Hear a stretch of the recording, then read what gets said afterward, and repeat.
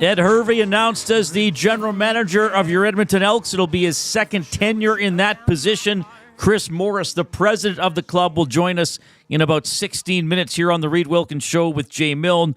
Plenty of talk on that decision by the Edmonton Elks. We'll talk about the Oilers, who got a win last night in Ottawa. Zach Hyman, of course, did not finish the game. The Oilers back on the ice tomorrow morning for their morning skate, and then they play the Minnesota Wild tomorrow evening at Rogers Place. We'll also touch on some U of A hockey, as for the second time this semester, they have a home weekend series against the Saskatchewan Huskies. So a lot to roll through this afternoon. Of course, your participation and feedback is particularly welcome, and we expect to get a lot of it on a significant news day with the Elks hiring Ed Hervey as GM. You can text the EST inbox, 780-218-9999. You can jump into the Nasty Chat on YouTube and participate with us and with your fellow Nasties. And if you are on YouTube, please don't hesitate. In fact, jump to it. Give us a thumbs up as we endeavor to get to 100 every program. We've had a pretty good streak of doing that. And you can also email Reid at edmontonsportstalk.com. We had extensive live coverage of the Ed Hervey news conference earlier today on Edmonton Sports Talk. Jay Milne and I were at Commonwealth Stadium. The announcement was held in the dressing room. Some current players, some alumni there. Mookie Mitchell, one of the first people I ran into when I got to the stadium. Other guys were there as well. Sean Fleming, many others were there. We're going to hear some clips from Ed Hervey throughout the afternoon here, Jay, and of course Chris Morris will join us shortly. Just your initial impressions from Ed's comments today, and of course you guys had them later on as well, leading into Hernan and Gager's show. Passionate man. This is somebody that Chris told us he would hire. Somebody that shares the same views and values of this organization. Somebody that's been around that can handle this, but do it the way Chris Morris sees and wants it done. So it was a passionate conference or presser, wasn't it? I mean, it was the same as Chris's. You get what you get from guys like that. And I said it after the conference. I said this is a good day for Double E football. Well, I hope so. I always try to be optimistic. I think Ed Hervey works very hard. I think he cares a lot about the team and the city. I think he is extremely passionate. I think he's extremely driven. I think, at times his approach has led to some butting of heads with people within his own organizations or with some people in the media at times and stuff like that. And I'm not putting that forward as any judgment. I'm just putting that forward as an observation. I think Ed Hervey is extremely driven to win. He did acknowledge at the age of 51, and as a man who recently lost someone very important in his life, his mother Velma passed away within the last year. He referenced her several times during his remarks today, that he said he's very focused on the legacy he leaves, the person he is, the son that he is, as part of how his mother is going to be remembered as well. And I mean, he did reference, he did the take two thing, like he was dropping the slate at one point. I think he did reference and sort of admit that there were times in the past where perhaps he might have been, shall we say, a little standoffish when he didn't have to be. I'm not going to get into the exact stories because there was never a problem between me and Ed, but just little interactions with him. And I didn't have a lot over the years because, Dave and Morley were covering the team on a first-hand basis, but I would talk to him and go to some news conferences and things like that. He's very strong-willed. I think he's very territorial, right? And I think he will always kind of make sure to remind you of that the football stuff is his space, and if he doesn't like something that's being said or even asked about it, that he can get his back up about that. I hope we see a little bit less of that because I think he can be the strong personality that he is and intense that he is, perhaps without that public edge, so to speak. And maybe with age and now being around Chris, that's the Ed Hervey we're going to see. But I have no doubt that he knows the league. I have no doubt that he knows the players. And I have no doubt that restoring the Elks to being a premier franchise in the Canadian Football League is a priority to him. Here's something interesting that he said about how the team has been perceived in recent years. I do not like where the club sits in the CFL as far as the perception. I would equate it to laughingstock. And it is our responsibility to remove ourselves from that. And I can assure you, I am going to work tirelessly to make that happen with the staff that I bring in, with the coaching staff that comes in, and the players that play here. That's important. Understand that. I understand there's players in the room, and there's players that have played with me. Understand this, gentlemen. Whatever you went through, all those different things is done. The Edmonton Elks are under new management, okay? New business. I heard one of the star players in the league say, whatever you do, don't go to Edmonton. To the players out there, the water's warm. Come on in. We're going to change things around here. And if you don't fit in, there's 8 other teams. All right. So it was interesting to me that he used the word laughingstock. I would guess that if members of the Elks PR staff wrote his remarks for him, they probably wouldn't have advised him to use that word. But he wasn't saying it so much, oh, I thought that. He was saying, I'm working in BC and I'm working in Hamilton, and that's kind of what the team became. And interesting to me, too, that he said that he heard a star player say, don't go to Edmonton. We know there's a couple guys who left over the years that maybe didn't like whoever was here at the time. But this is what we talked about, too, when Chris Morris came in, Jay. Clearly, the record on the field the last 4 years has stunk. As I've often said, big picture, last 20 years, it has not been a very good franchise. 3 home playoff games in 20 years in a 9-team league is not good. It's quite poor. Just 1 appearance in the Grey Cup, which they did win. So, there's the record on the field, but then I think when you're hearing things like that, don't go to Edmonton, it's beyond, well, you might lose. Bad teams sign players all the time. But as Chris sort of touched on, it's sort of a structural discombobulation that I think we had with the team. So the thing that makes me most optimistic about Chris and Ed, and look, they got to do the job. Chris, you've known him a long time. I've got to know him professionally through his time at the U of A. I got a lot of respect for him. And Ed, I've interviewed, throughout his career as a GM. I guess I didn't really know him so much as a player. I think he went to Lloydminster a couple times, and I talked to him. So I hope they do well, but I'm not going to, and I think they would realize this, the proof's in the pudding. I'm not going to anoint them as successes until we see it on the field, ultimately, and in the stands and all that kind of stuff. But what I do like is they're not hired guns. There's not when's Chris Jones going to leave? They're not like, who's Brock Sunderland? They're not, who's Chris Presson? Isn't he from Arizona? There's none of that. They're no. Now, they got to go out and do it. But I at least think Elks fans know, all right, these are former players who have experience. Like, they're not just recently retired and, go run the franchise. They've been doing jobs relevant to these positions, and they care, and they want to be here a long time. So, to me, that's an initial step in the right direction, and now we hope it keeps going that way. Well, and I think there's something to be said about Ed getting the second chance here. And how, although things went well when he was here, I got the sense that he didn't want to exactly leave on those terms. So he's happy to be back. He's happy to be here. He's like-minded to the president, Chris Morris. And I do see success. I think already this is a success. I think what's happened this season has been a success. Private ownership, a president that is respected, if not feared as well, hiring the right GM who now is going to go out and hire the right head coach. That's a success. The rest, and that's the thing. That's a mindset. That word culture, that is starting already. And that will trickle down. It will have success. It will breed success. So, well, I hope so. Yeah.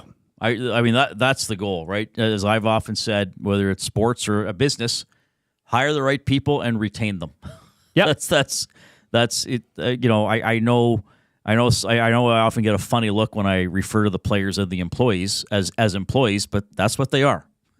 The players on a team are the employees. Hire the right employees that are really good at their jobs, or give them the right training to get better at their jobs, and let them keep going. Reid, we have a bit of a praise report here. Easy in the nasty chat. Jay, you may recall my annoyance at all the CFL talk a few weeks ago. Today was a great presser, and I'm looking forward to what the new GM might do for the organization. Reid, that is the difference. That is already happening. Yeah. And I saw this as soon as Chris was named president. I'm back. Oh, I'm in again. Right. They've got me back. This is how you get people back, with people that you know you can trust and trust that they will run this organization the right way, the double E way. When we were growing up, when I was growing, that place was a locker room you went to, you didn't leave. Right. You begged to be a part of this organization. That's what these hires are ensuring. Yeah. We'll talk more about this throughout the afternoon. We do have Chris Morris coming up as well. Again, 780-218-9999. Kelvin says, given his comments on head coach, do you think Jarius Jackson has a shot? I do not. I would, Kelvin, I would almost completely rule out Jarius Jackson as the next head coach. Am I going too far, Jay? No, you're not. Okay. But we'll see. I'm wrong all the time. I mean, nothing's impossible. We talked about that last week. But highly, highly unlikely that Jarius Jackson is back as the head coach. We're going to talk about more on Ed Hervey, more on the team culture, more on Trey Ford and how this might impact him as it goes along. We are going to do our usual fun stuff on top of the newsy stuff as well as we get into our off-topic topic for William Huff. Since 1952, William Huff has provided industry-leading graphics with design, print, and install all in-house for thousands of valued clients. Their unparalleled customer service, combined with decades of industry expertise and a desire to make every job the very best it can be, is what they call the William Huff advantage. Visit their website, williamhuff.com, or give them a shout, 780-454-4536. So, last night, Bruce Springsteen played Rogers Place. I want the review if you went there. I want your review of The Boss. I was looking at the set list, and I saw some people online. I think he did almost 3 hours. Like, the guy is an animal, gets out there. I've never seen him live. I would guess the reviews are going to be quite positive, but I want to hear something about the concert if you went. If you didn't go and you know somebody who went, say, hey, you got to listen to this Wilkins and Milne guy because they like talking about all this other stuff on top of sports, and maybe you hook them on the show. And then we get more nasties and more people in the diabolical dialogue. Now, this ties into, we got an early review. Springsteen is brutal. Okay, maybe he's not that good. Maybe I'm wrong, or maybe that person just doesn't like Springsteen. I love when we hear Hernan laugh from the bullpen. It is a nice giggle. It's a heartwarming giggle. Almost, I would say everything about Hernan is nice. Yes. I've yet to experience anything negative about Hernan. Yeah, because we're not with him on the postgame show. Well, I watch him. I guess sometimes you are. Yeah. All right. Now, I'm going to tease also my top three later for food sausage. Because we're going to have, we each did one, so we're going to have 6 songs total. But the top 3, and we left Def Leppard out of this, okay? I didn't allow myself to pick Leopard. Top 3, as KD says, he's kidding about Springsteen. KD, why do you do that to me? Okay. Top 3 most recognizable intros to songs. So Jay and I picked. Okay, well, just play that one I asked you to tee up there, Zach. Okay, that's it. That's a second. Now we're not going to say which one that is, but given the context of what we're talking about, I think it's obvious. But because Jay and I I don't even know. Okay, I'll give the full story later of how this came up. Sure, because I think most people recognize that, especially if you are of our age-ish or interview. Can you fire it one more time, Zach? Sorry. I think everybody, I think most people know what that is. By the way, this isn't a contest. We're not, you can say ID that song, but we're going to have that and 5 other songs most recognizable by just their intro. And I literally cut a second, the first second of the song. And we were playing them to each other. Yeah, it's just and phenomenal. we were, that's that, yeah. But just because I both of us would also figure that it would be completely annoying if, given at that time when we do that, we only play the 1 second. So we are going to play a little bit more. We'll give you the first 15 to 20 for context, but you're not going to want to miss fire it. Those. That'll be a little bit later on. Chris Morris in about 2 minutes, the president of the Edmonton Elks. But first, we have Zach Kubusch with an EST Sports Update.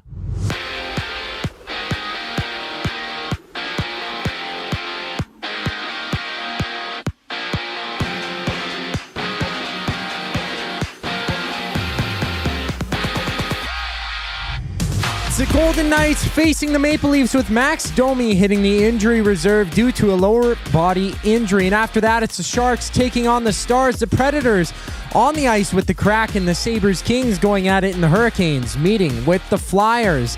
Out in Montreal, Patrick Laine has hit the ice during practice for the first time since spraining his knee in preseason. In other news, the PWHL will host a regular season game in Edmonton with Sarah Nurse and the Toronto Spectres duking it out with the Ottawa Charge at Rogers Place in February. CFL news sees co-general manager and head coach Rick Campbell being fired from the BC Lions. And with the move, the team promoted Ryan Rigmaiden to take over as GM. Well, Neil McAvoy becomes the Vice President of Football Operations. And on the court, the Magic tip off with the Clippers for 8 games in the NBA. This sports update has been brought to you by Wheelers RV and Boat Storage. Conveniently located 10 minutes west of St. Albert, Wheelers RV is your safe and secure place to store your RV, boat, or whatever it is you want to store. Visit them at wheelersrvstorage.com to take advantage of their limited time offer. Buy 6 months and get one free. Go to wheelersrvstorage.com today and get your storage needs taken care of. After a quick timeout, Edmonton Elks' president, Chris Morris, joins Reid and Jay. I'm Zachary Kubusch, keeping you up to date. Ready for an unforgettable sports experience? It's the EST Flyaway to LA. Presented by the 780. Listen daily for the EST Flyaway keyword. Once you hear it, text us at 780-218-9999 for your chance to qualify to fly to LA. Round trip flights for 2, hotel and car rentals, all to go see Edmonton face off against either LA or Anaheim. Plus, experience the brand new Intuit Dome as the Clippers tip off against the Warriors, and top it all off with the Rams kicking off against the Cardinals at SoFi Stadium. This is more than just a trip. This is the ultimate sports experience. The EST Flyaway to LA, presented by the 780 and Edmonton Sports Talk. Your clear choice for Edmonton sports. Fuge Sausages makes their meat with nothing but the best local ingredients. From chicken, beef, and pork, their gluten-free sausages are packed with flavor. Every single bite. Get a 10% discount when mentioning Edmonton Sports Talk in-store or use the code EST when shopping online at fugesausages.ca. Plus, you get free delivery on orders of $100 or more. Find them at 6736 99th Street. Fuge Sausages. You can't beat our meat. Hey Edmonton, ready to take advantage of lower rates and better pricing? South Fort Chevrolet in Fort Saskatchewan has you covered. From rugged trucks to sleek SUVs. And with over 40 years in business, you can trust that you're getting the best deal on your new ride. As the proud title sponsor of The Nielsen Show, EST listeners can drive a little to save a lot with South Fort Chevrolet's transparent pricing and down-to-earth sales team. Visit us today in Fort Saskatchewan or online at southfortchev.com. Don't feel like working? Join the Hangout. You never know what you might hear. Weekday mornings 9 to 11 on EdmontonSportsTalk.com.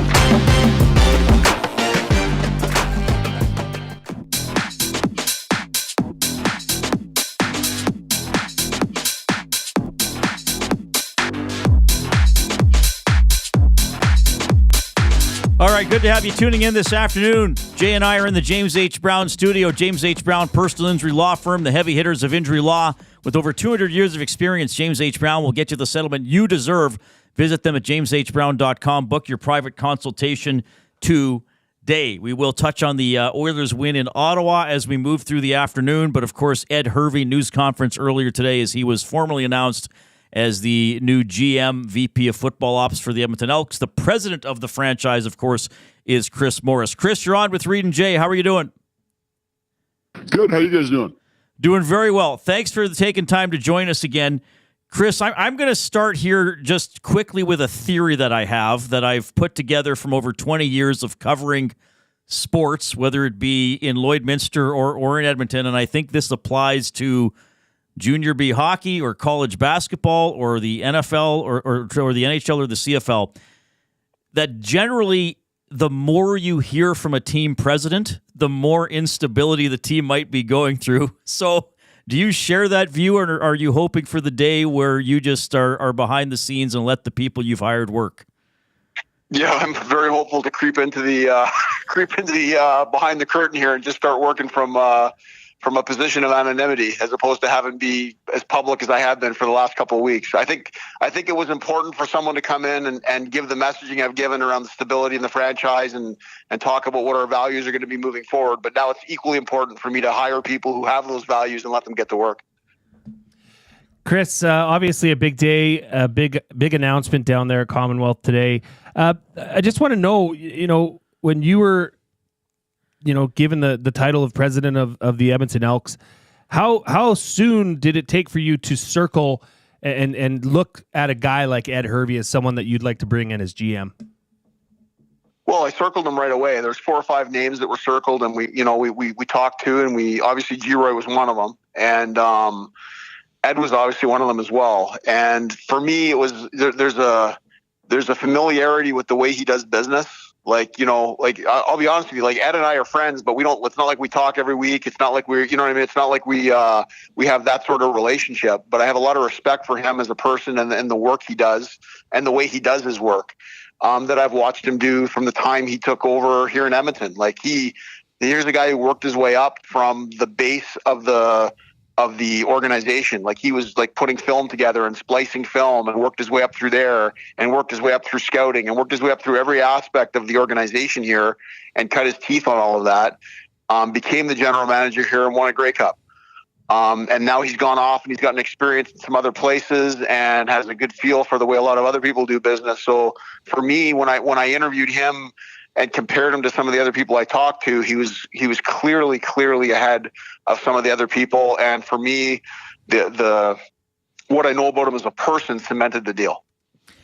I've been talking about Ed as a person as well, and I've known him sort of professionally for a while, and he sort of referenced it as well, that he's very intense, and I think he sort of was saying today that he's learned perhaps that intensity always doesn't need to come to the surface in every interaction he's a part of. Like, can Ed be intense, fiery Ed, and be somewhat softer around the edges, if that makes sense?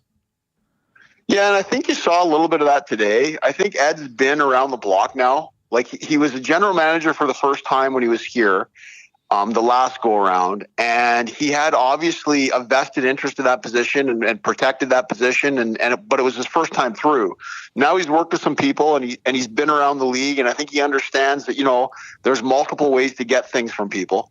But the thing, Reid, and I'm going to be honest with you here, like if you're a general manager and you don't hold people to account and you don't have a strong hand on things, you're not going to be very good.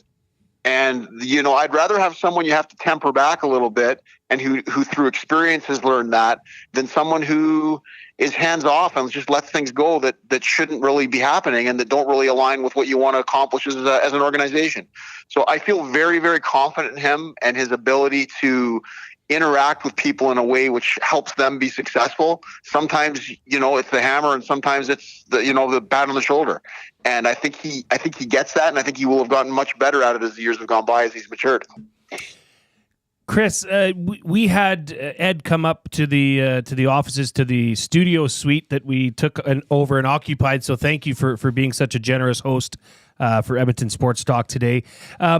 He had mentioned that he's now got to start looking at the roster and looking at the players, and there's yourself and him, 2 guys that weren't directly involved with this club last year. How much do you join in on those conversations, Chris? Or is this now you lock Ed in a room with film and tape and he goes after it? Or are you there to help and provide any assistance or advice?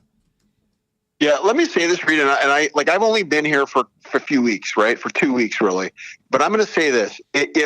If the person in the president's office with the Edmonton Elks organization doesn't have a background in football and isn't actively involved, and I don't mean actively involved as trying to meddle and trying to get directly involved in decisions, but isn't actively monitoring and making sure that things are on the right track in the football end, then you don't have the right person in this office.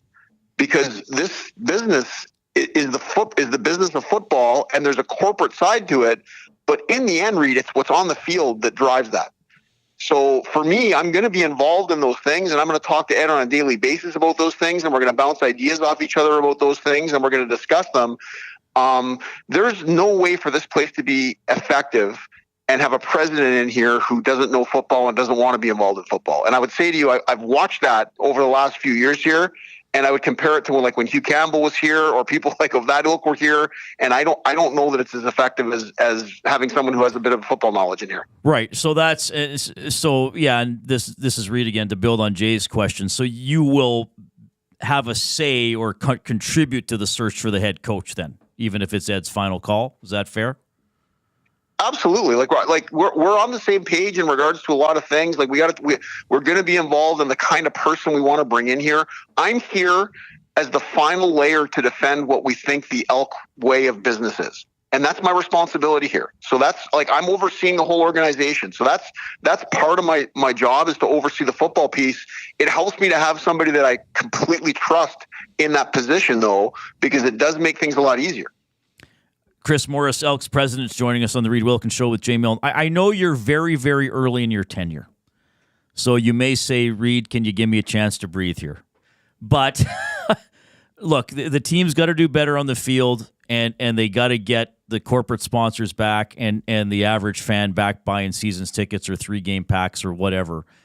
As you're starting the job and probably interacting with people who perhaps used to spend money on the team and don't spend as much, have you sort of figured out or starting to glean why people have been staying away? Is it just the record? Is it some other things? Like, do you feel, even if you don't want to discuss everything, do you feel you have some initial progress in that regard?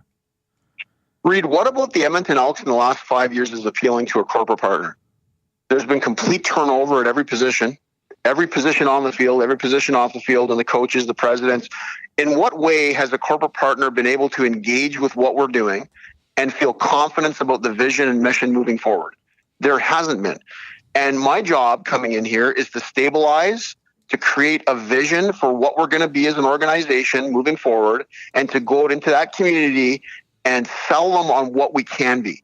I was at the Grey Cup this week, and there's 55,000 people in the stands, and it is a party, and everyone is engaged, and that's what it used to be here 9-10 times a year. And we need to get back to that, and my job is to talk to the business community, talk to our partners about how I can get them involved in getting us back to there. It's not to go out and beg for money. It's not to say, well, can you help us? It's to actively engage them in the process of reviving this franchise. And that's what we have to start doing. And we're going to start those meetings. And, we've got the football piece now in what I feel are very capable hands. Now I'm going to start meeting, my team and I are going to start meeting with partners, corporate partners, and other partners, community partners, to get them involved in the process of revitalizing this franchise. And that's going to be an ongoing thing from now until we start the season. We're going to start, we're starting to bring in groups of people starting as early as next week to talk to them about our vision, talk to them about what we think this can be, and more importantly, to get feedback from them about what they think this place can be in regards to serving this community. Chris, you got Jay here again. I just wanted to ask you about, and I know this was really new into your new role as president, but man, the thought process around Edmonton was that the Elks organization in Commonwealth Stadium was a shoe-in to host the 2026 Grey Cup.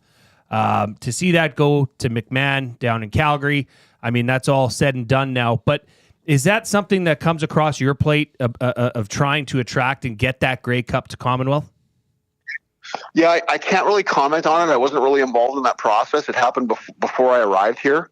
I know Calgary's bid was very, very strong. I know the people who put the work into our bid did a great job as well. And from what I saw, it was just a competitive process where Calgary won. I don't know the details though, Reid, so I can't really share much on that. All right, and again, thanks for coming on. Just one more before we let you go. This has been such a quick process for you, I guess. That the U of A season ended, and and you get right into the Elks job. Can you share with anybody? I know there's the coach, and Ed's involved in that. Is there another priority that might not be obvious to fans and media that you need to address in the next couple of months or by the end of the calendar year, something like that? Well, there's a million priorities, right? The engagement with the community and with our corporate partners is a big one. But there's also, like, we got to figure out how to get guys here in town for the off season. We got to figure out a way to build something here so that our players feel it necessary to stay here. So we got to surround them with a strength coach. We got to surround them with programming. We got to surround them with the ability to work in community service, and to make sure that we start attracting 20 to 30 players for the entire offseason here, where they're sitting here, they're working together, they're building some connections with the community and with themselves. And if we can do that, then we're sort of laying the foundation for what we want this to be long term. Now, there's we can't just say you guys need to stay in town and not provide for them something that makes it worth their while to stay here. So I'm working with trying to get, some workout facilities in place for them. I'm working to try to get, some support for them in working through the community piece so that they're here in the winter, so that we have an option for them to stay here. Because I truly feel the more guys we get here in town during the winter, the more we get engaging with our community, the more this community is going to buy back into this team, and the more our guys are going to get a sense for what this place is all about. Reid, the long-term goal is to have people from around the league look at what we do in the off-season and how we look after our players and how engaged they are with our city and the jobs they're able to get and all those sort of things, and have them go, I got to go to Edmonton. Like, I'm a free agent. That place looks after guys. That place looks after players' families. That place looks after the guys who play there. There's opportunities for me in Edmonton if I go there. And that's what we need to build here. So that's, to me, priority number one, or 1 and 1A, with re-engaging with our corporate partners. Chris, and I think I'll just kind of speak for the large majority of our audience members today, that they appreciate the passion and the plan that you have for the Elks, because it's time to get. And it's interesting for me, Chris, because I speak to you as professionally as a media guy who's been interviewing you for over a decade. When it comes to the Double E, I'm also a season ticket holder since 1997. So you asked me why was there a reason for corporate sponsors to get involved? I was starting to feel, why was there a reason to keep buying season tickets year after year and see a 22-game home losing streak and no playoffs? So I appreciate it from that aspect as well. Really appreciate you hopping on the show, and we'll see you around. Okay, sounds good, Reid. Thank you. Okay, that is Chris Morris, president of the Elks, on the Reid Wilkins Show with Jay Milne. Again, you can't deny the passion. But I think we heard in there, and I know we got a break soon. I think we'll talk about it a bit after the break. It is not empty passion. There were tidbits in there, information in there that he didn't offer a couple weeks ago when he was first hired, including what he said at the end. I know Ed touched on it today as well. But getting players to live here year round, how can that help? He's not just coming on and saying the Elks are great. We got to fix it. Like, he's not just cheerleading. There is an element to that. There is passion there, but he has a plan. Like, he has concrete things that he's saying, which I appreciate, because as we've talked about, even in the short time you and I've been together, hearing news conferences in Edmonton, they all say we got to build a culture. Okay, well, how do you do it? Well, Chris is offering some things about how he wants to do it, which I think is very important. Well, and on top of that, Reid, that is coaching 101. The more time your players spend together, the more cohesive they're going to play, the easier it's going to come for them when the live bullets are flying. And having them in town together just builds that chemistry, builds that, that team mentality, that you got each other's back and you got their families back. I bet you that they don't even have a kitchen there right now where the players can eat after they train.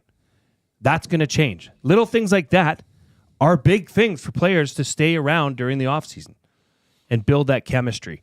This is an interesting one that came in on the EST inbox. The real not so Slim Shady says, do Elks players still go to schools and do presentations? When I was a kid, we had players come all the time, Willie Pless, Leroy Blue, etc. That is what he's talking about. That's the community piece, which also builds and strengthens your culture. I think that's still done. I don't know if it's done as much as it used to be. Yeah, that's what I was going to say. I don't think it's done as frequently. Why does my dad love Jed Roberts? Right?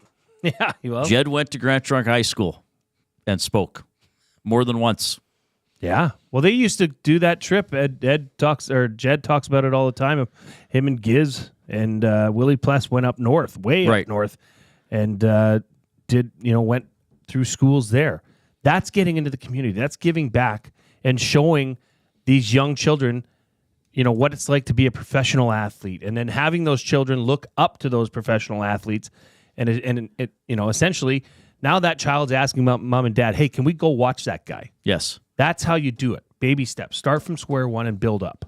All right. We'll talk more about that. Your feedback is welcome. 780-218-9999 in the Nasty Chat. Email Reid at EdmontonSportsTalk.com. And, of course, we will dive deeper into the Oilers' victory last night. We got a really fun Reid's Top 3 coming up a little bit later on. We'll touch on what's going on with the Golden Bears hockey team as well. Man, I love doing this show. Here comes the Kub with a sports update.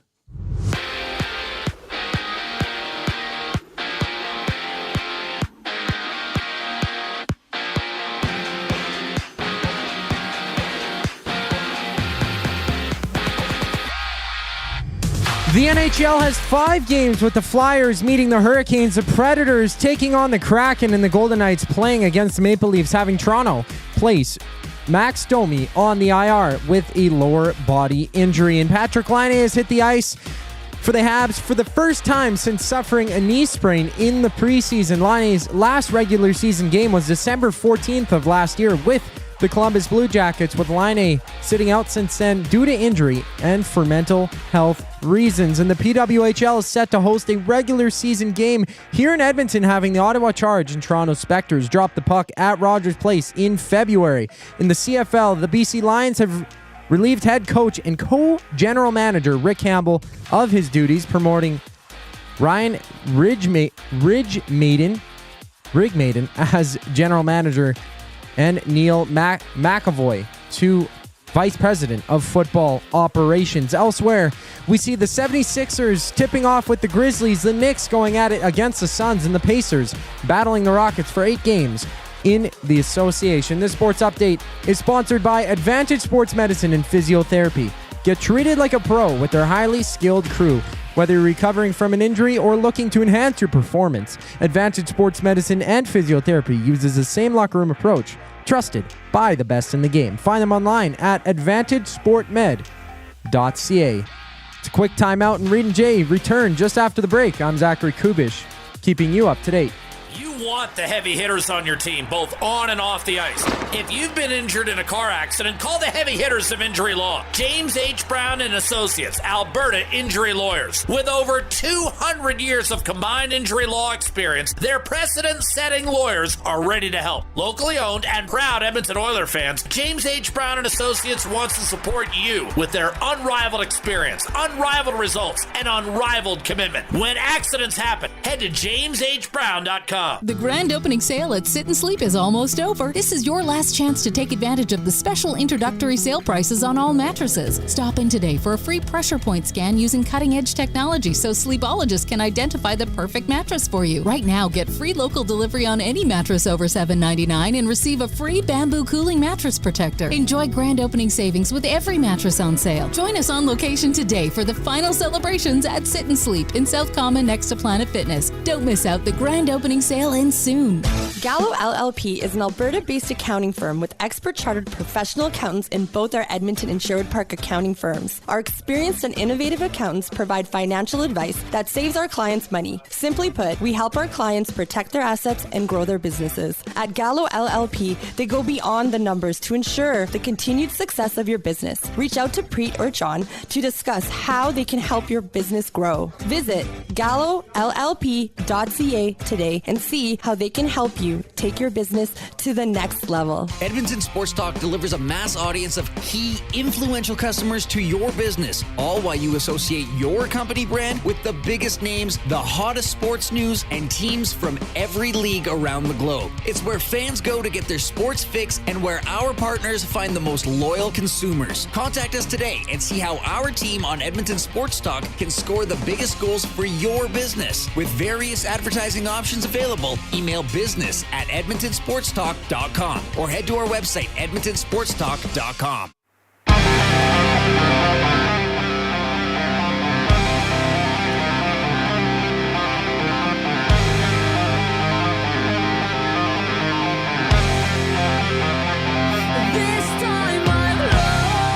All right, great to have Elks President Chris Morris on the show.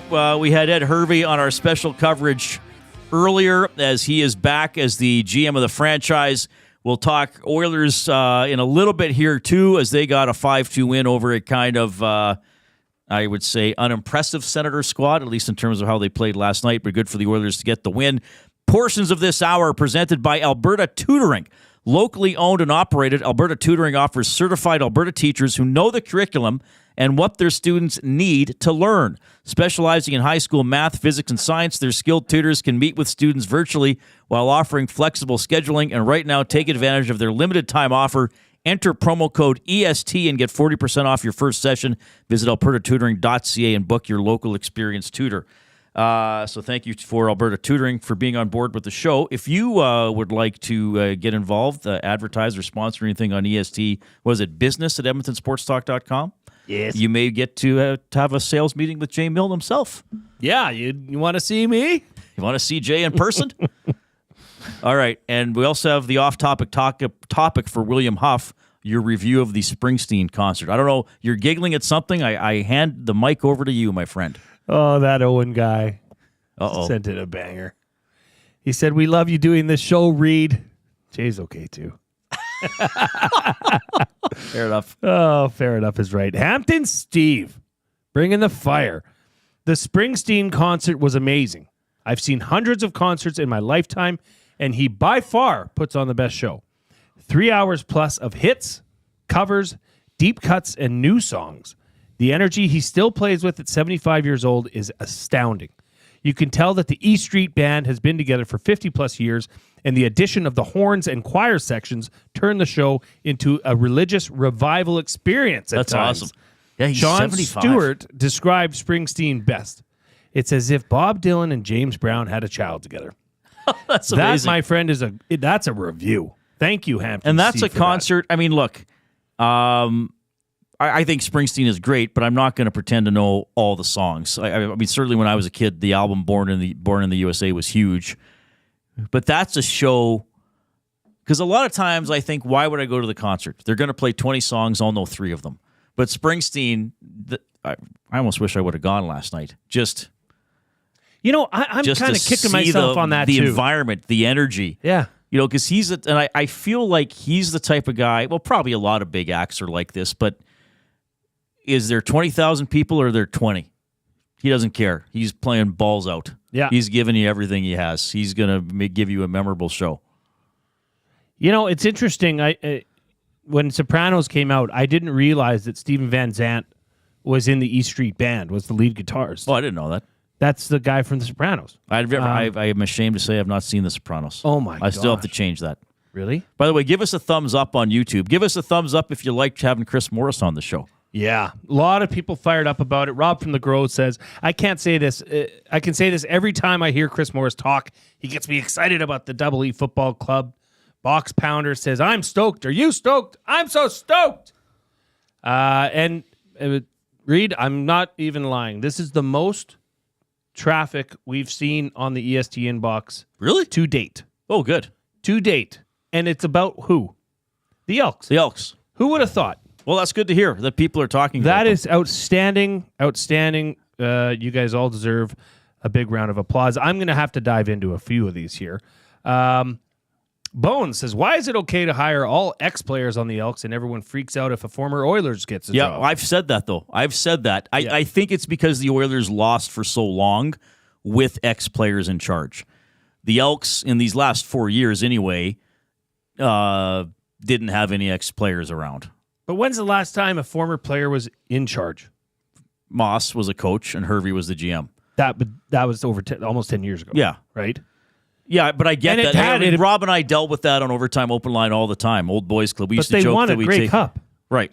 That was successful. But this is, I guess that's the line they're teetering on. If, and it's a big if, and I'm not saying it's going to happen. I don't think it will. But if Chris and Ed don't come through, then it's going to be like Old Boys Club. You can't just hire. I get that. It is somewhat of a double standard with fans and media. I'm not just putting this on fans. That when the Oilers hire a former Oiler, they're shamed, they're pooped on. Whereas if the Elks do it, it's like, thank God. Yeah, it's not necessarily the same, but again, you have to look at the track record. Yeah, but it's not like they're going out and hiring Mike Riley and Gizmo Williams. Or even Ricky last week was like, I don't want to coach. Right. And then they forced him to coach. Some of the, just because you're a great football player does not mean you're a but great that's coach. no, I think that's a good question. I don't think it's entirely apples for apples, but I get that comment. He did clarify that he's not against the Elks hirings, but he's just wondering. I didn't think that he was, but I do think it's a fair question. Yeah. Hey guys. Oh no. Okay, I'll get to this one in a bit. Sorry, it's a limerick. I will get to it. Jay and Reid. Ed Hervey has twice been fired as GM, and this season was at the helm of the last place Hamilton Tiger Cats. Maybe the Elks aren't so serious about a culture change. That comes in for Laserface Larry. Sorry, who? Laserface Larry. Oh my God, he found me. Yeah, did he? Laserface Larry was an inside sports texter who seldom, if ever, had anything positive to say about anything. He has found me. Well, look. Is he a glass half empty kind of guy? Probably 7/8 empty.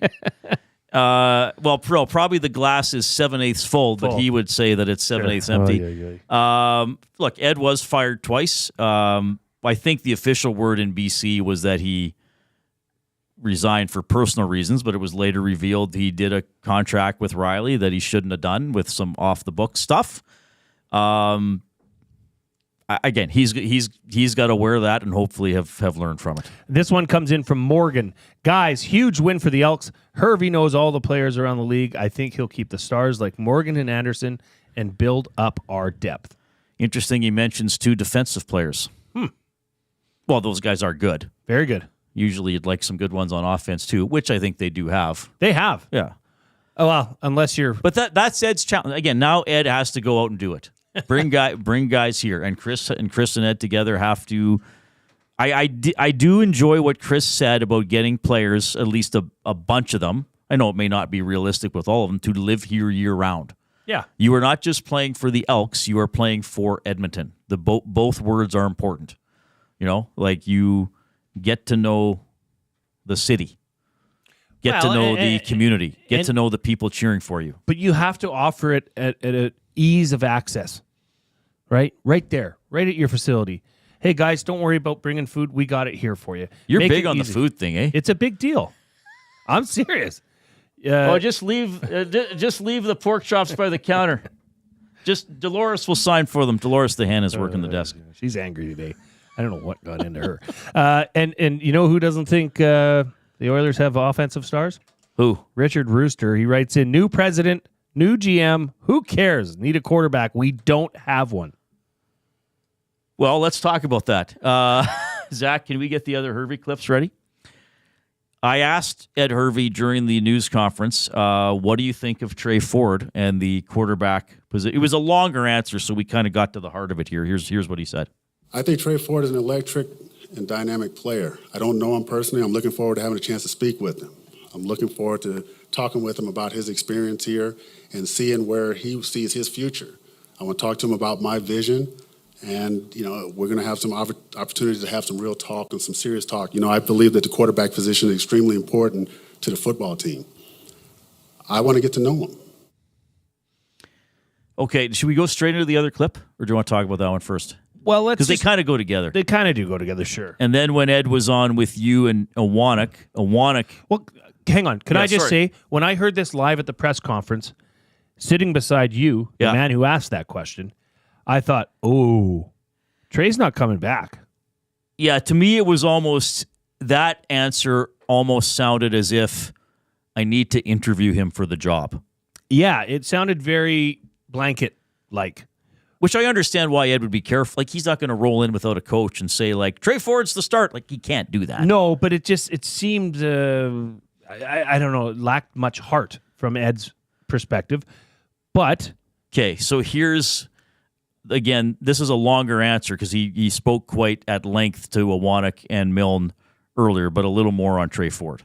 Believe that with more development, and I think that he definitely can be a guy that not only can start in this league, but be very effective and dangerous. It's what style of play are we going to be able to extract from Trey Ford? Are we going to try to cookie cutter and put him making this drop back passer? I see him as a weapon. Right? I see him as a guy when the ball's in his hands, again, being able to recognize coverages and those things and pass when he needs to, but also know that because he's such a threat to run, defenses are going to game plan him differently. They will game plan him differently than any other quarterback in this league. But once he's able to get in an offense and get with a staff, a coordinator that understands his skill sets and able to, put together something that works for him and gives him the confidence that he needs with respect to going out there knowing that, hey, he's prepared.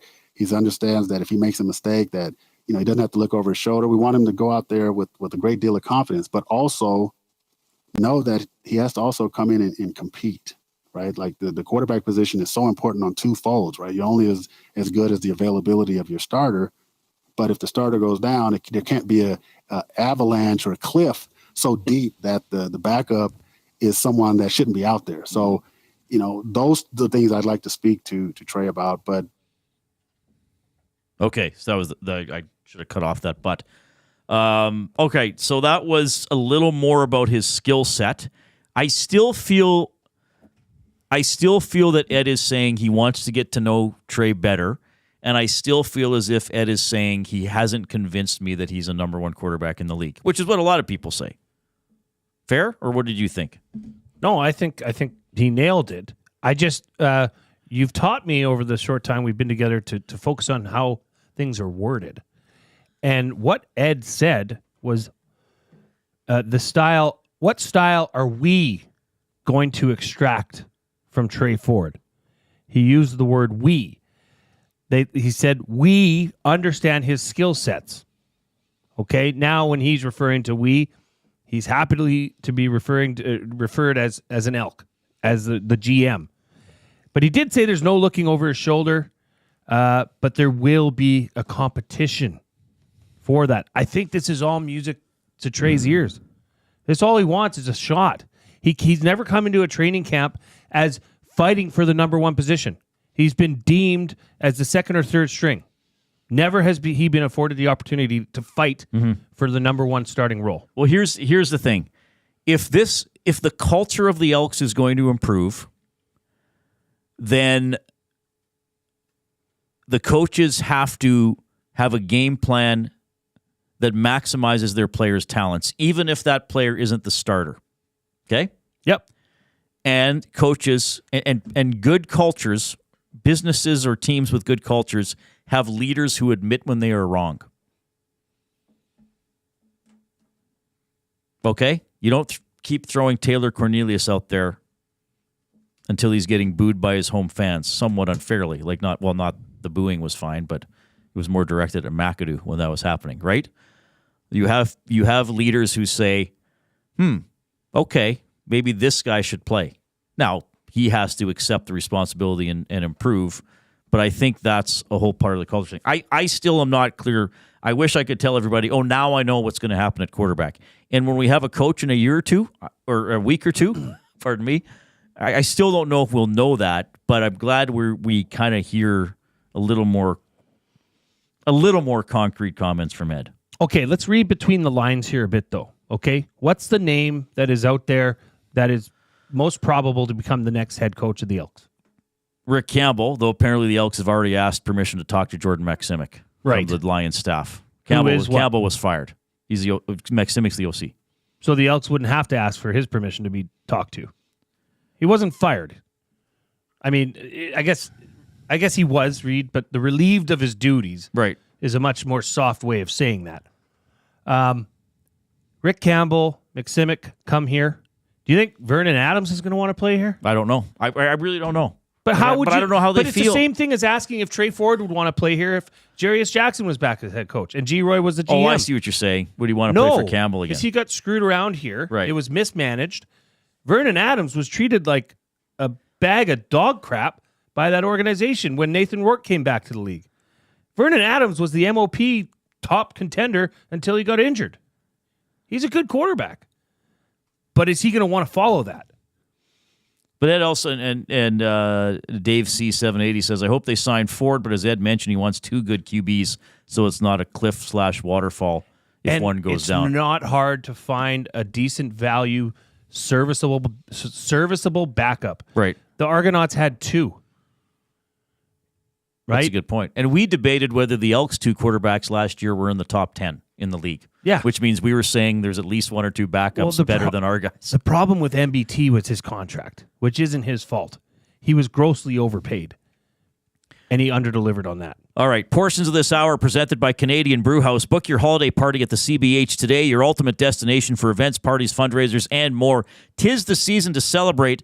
Visit and book now at thecanadianbrewhouse.com. More on the Elks, and we'll dive into the Oilers' victory over Ottawa. The Reid Wilkins Show with Jay Milne. Get to know the winners, props, plays, parlays, and more with Nielsen and Hustler. Weekday mornings at 11 on The Lock Shop. Only on EdmontonSportsTalk.com. Conveniently located 10 minutes west of St. Albert, Wheeler's RV Storage will provide you with safe, secure storage for your RV, boat, or whatever you need to store. Open 7 days a week with gated keypad access and extra large stalls. Now is the time to take advantage of their limited time offer. Buy 6 months and get 1 month free. Now's the time to go to WheelersRVStorage.com. That's Wheeler's RV Storage. Safe, secure storage. Visit them today at WheelersRVStorage.com. Celebrating 70 years in the signage industry, William Huff Advertising is the most recognized name in the game. An in-house, one-stop shop for all of your design, print, and installation needs. William Huff provides quality graphic solutions for everyone. Here in our City of Champions and throughout the nation, they're the preferred signage partner entrusted by many of the biggest corporations, pro sports teams, and organizations to bring their identity to life. Recognize the name, get in the game. WilliamHuff.com. The Canadian Ice House is taking your sports experience to a higher level. Trackman golf simulators are now open at the Ice House, an immersive and realistic golfing experience in the heart of downtown Edmonton. Visit in-store or at thecanadianicehouse.com for details. GCL Diesel has been serving oil country since 1972. From diesel cars to SUVs to pickups. From farm tractors to school buses to a big rig. From diesel generators to forklifts, GCL can test, troubleshoot, and repair all diesel fuel system components. Whether it's injectors, pumps, turbos, filters, or additive, GCL has the parts you need to keep your diesel running the way it should. For genuine diesel parts at wholesale prices, visit GCL Diesel in the West End or online at GCLDiesel.com. GCL Diesel. Diesel understood.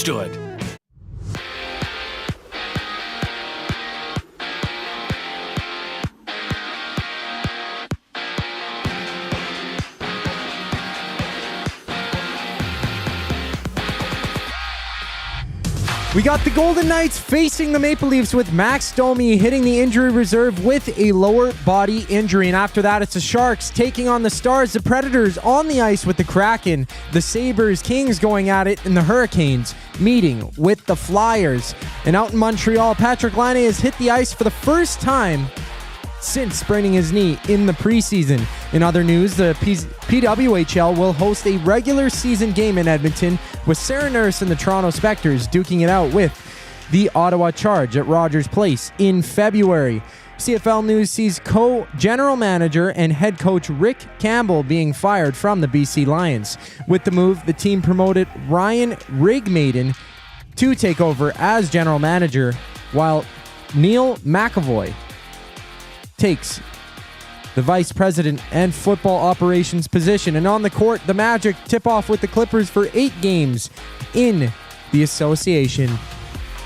You're locked in on the Reid Wilkins Show, and I'm Zachary Kubusch, bringing you up to speed in the world of sports.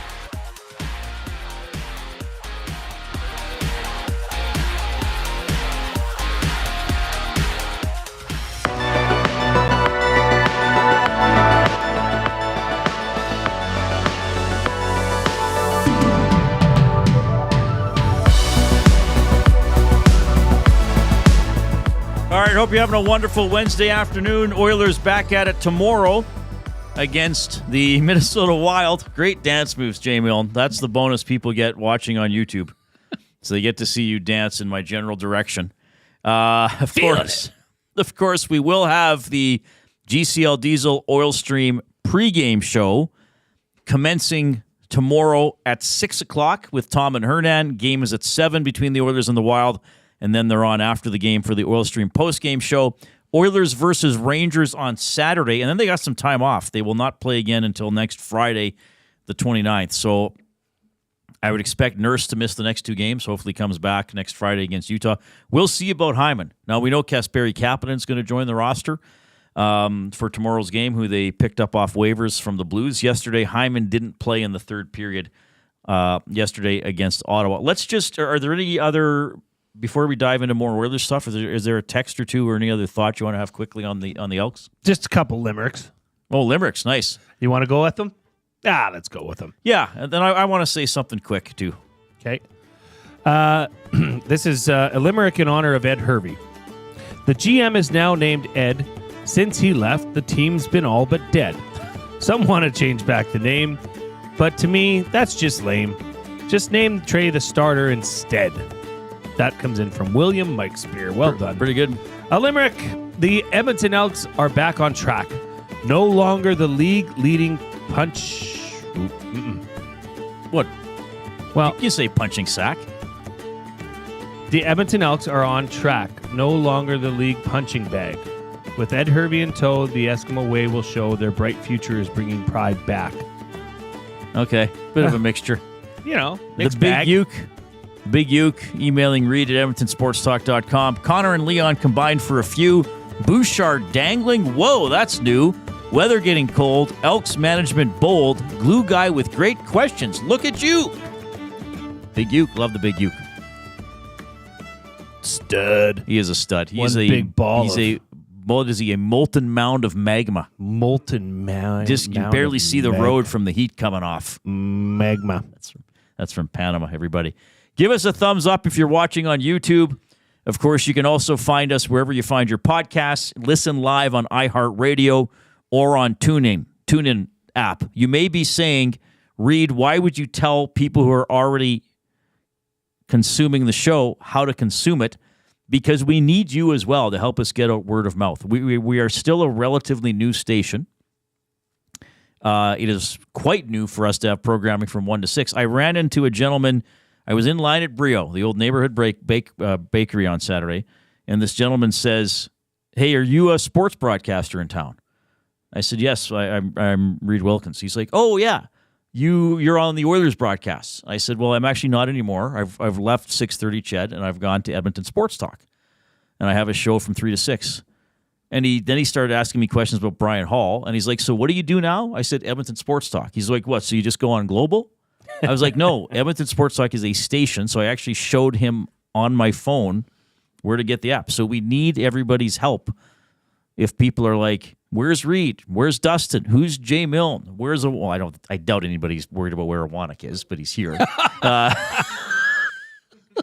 Anyway, just the Nasties can help us out. Grow the Nasty membership even bigger.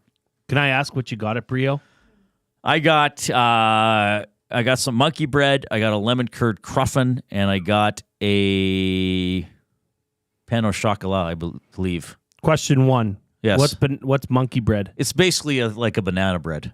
It's got chocolate chips and banana, and it's like a little small loaf. Question 2. Yes. What was the second thing you said? A lemon curd cruffin. What's a cruffin? I think it's part croissant, part muffin, all cop. I don't know. I get them for my mom and dad. I deliver to them. I'm a good son. Wow, you're a good boy. I really am quite nice, except I just lost my headphones. Talk amongst yourselves, everybody. Well, you should be nice. The amount of food that your mom gives you, I mean, it's like you're at a buffet every day around here. Yeah, I get a lot of food from Mom. She loves you. She's very nice. God bless you, Louise. Reid appreciates you. I'd appreciate some more of those cookies. Hey, is that a cruffin? Okay. No, I think he's showing Bouchard's goal. He's getting Bouchard's goal already. He did cruffin that player. We'll probably, we're talking a lot about the culture. Look, here's the thing. I'm not naive enough to expect my local team to win the championship every year. I'm not even naive enough to expect them to be necessarily good every year. But I do think that, the things we talk about, culture, foundation, mean that you shouldn't be bad for very long. Like the Oilers stunk for 10 years, and you could actually make a feasible argument that if they hadn't won the draft lottery, we'd be talking about 20 years out of the playoffs. Very much with so. McDavid. And with the Elks, okay, you know what? They finished last. When they first finished last, I thought to myself and went 3-11. Part of me was like, you know what? It was their turn. They haven't been this bad for 60 years. But it kept going and going and going. And then we were talking a couple days ago or last week, I can't remember, about Mike Tomlin and the Steelers. Yes. Mike Tomlin has never been below 500. So an off year for the Steelers in a 32-team league is that they at least flirt with a playoff spot. They have never sucked. I don't think it's I think it's unrealistic, the fans who say we should be top of the league every year. Sorry, guys, it doesn't work that way. This isn't the 70s and the 80s where part of the reason the X were good was that they outspent other teams for talent. Now, they still had to go out on the field and win and have coaching, but that was part of it. But I don't think it's unrealistic to say, you know what? You shouldn't be losing 22 straight at home. No. You shouldn't have a quarterback who is clearly unable to do his job and keep trotting him out there week after week to the point where, like, by the end of Cornelius' tenure, I honestly think fans felt bad for him as opposed to disliking him. You know what I mean? Because, I put a lot of that on McAdoo, but that's hopefully ancient. But that's what I'm saying. You have standards. You put people in a position to succeed. And even in an off year, you're still respectable and quote-unquote and difficult out for the better teams in the league. Is that fair? That's 100% fair. I know we got to get on with some Oilers stuff here, but I just wanted to... We will. Yeah, I just wanted to... friend of EST, co-host of the MCTV podcast, Golden Bears basketball analyst, Mark Majot. Love that guy. Hi, Reid and Jay. Today was a great day for CFL fans in Edmonton. Would you mind sharing some insight about Ed Hervey's tenure with BC? I seem to recall something went down with Mike Riley and his contract. Grievances were filed, etc. Yeah.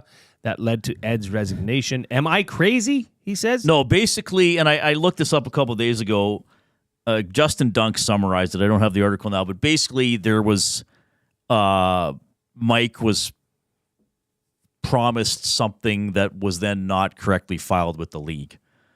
So off the record, or like an under the table. And then I think Mike was like, why am I not paid this? And the Lions were like, oh, we never signed anything, because I think Ed had kind of done it. Kind of like a nil player that doesn't sign the right paperwork to get paid. I think it was something Ed should not have done, quite frankly.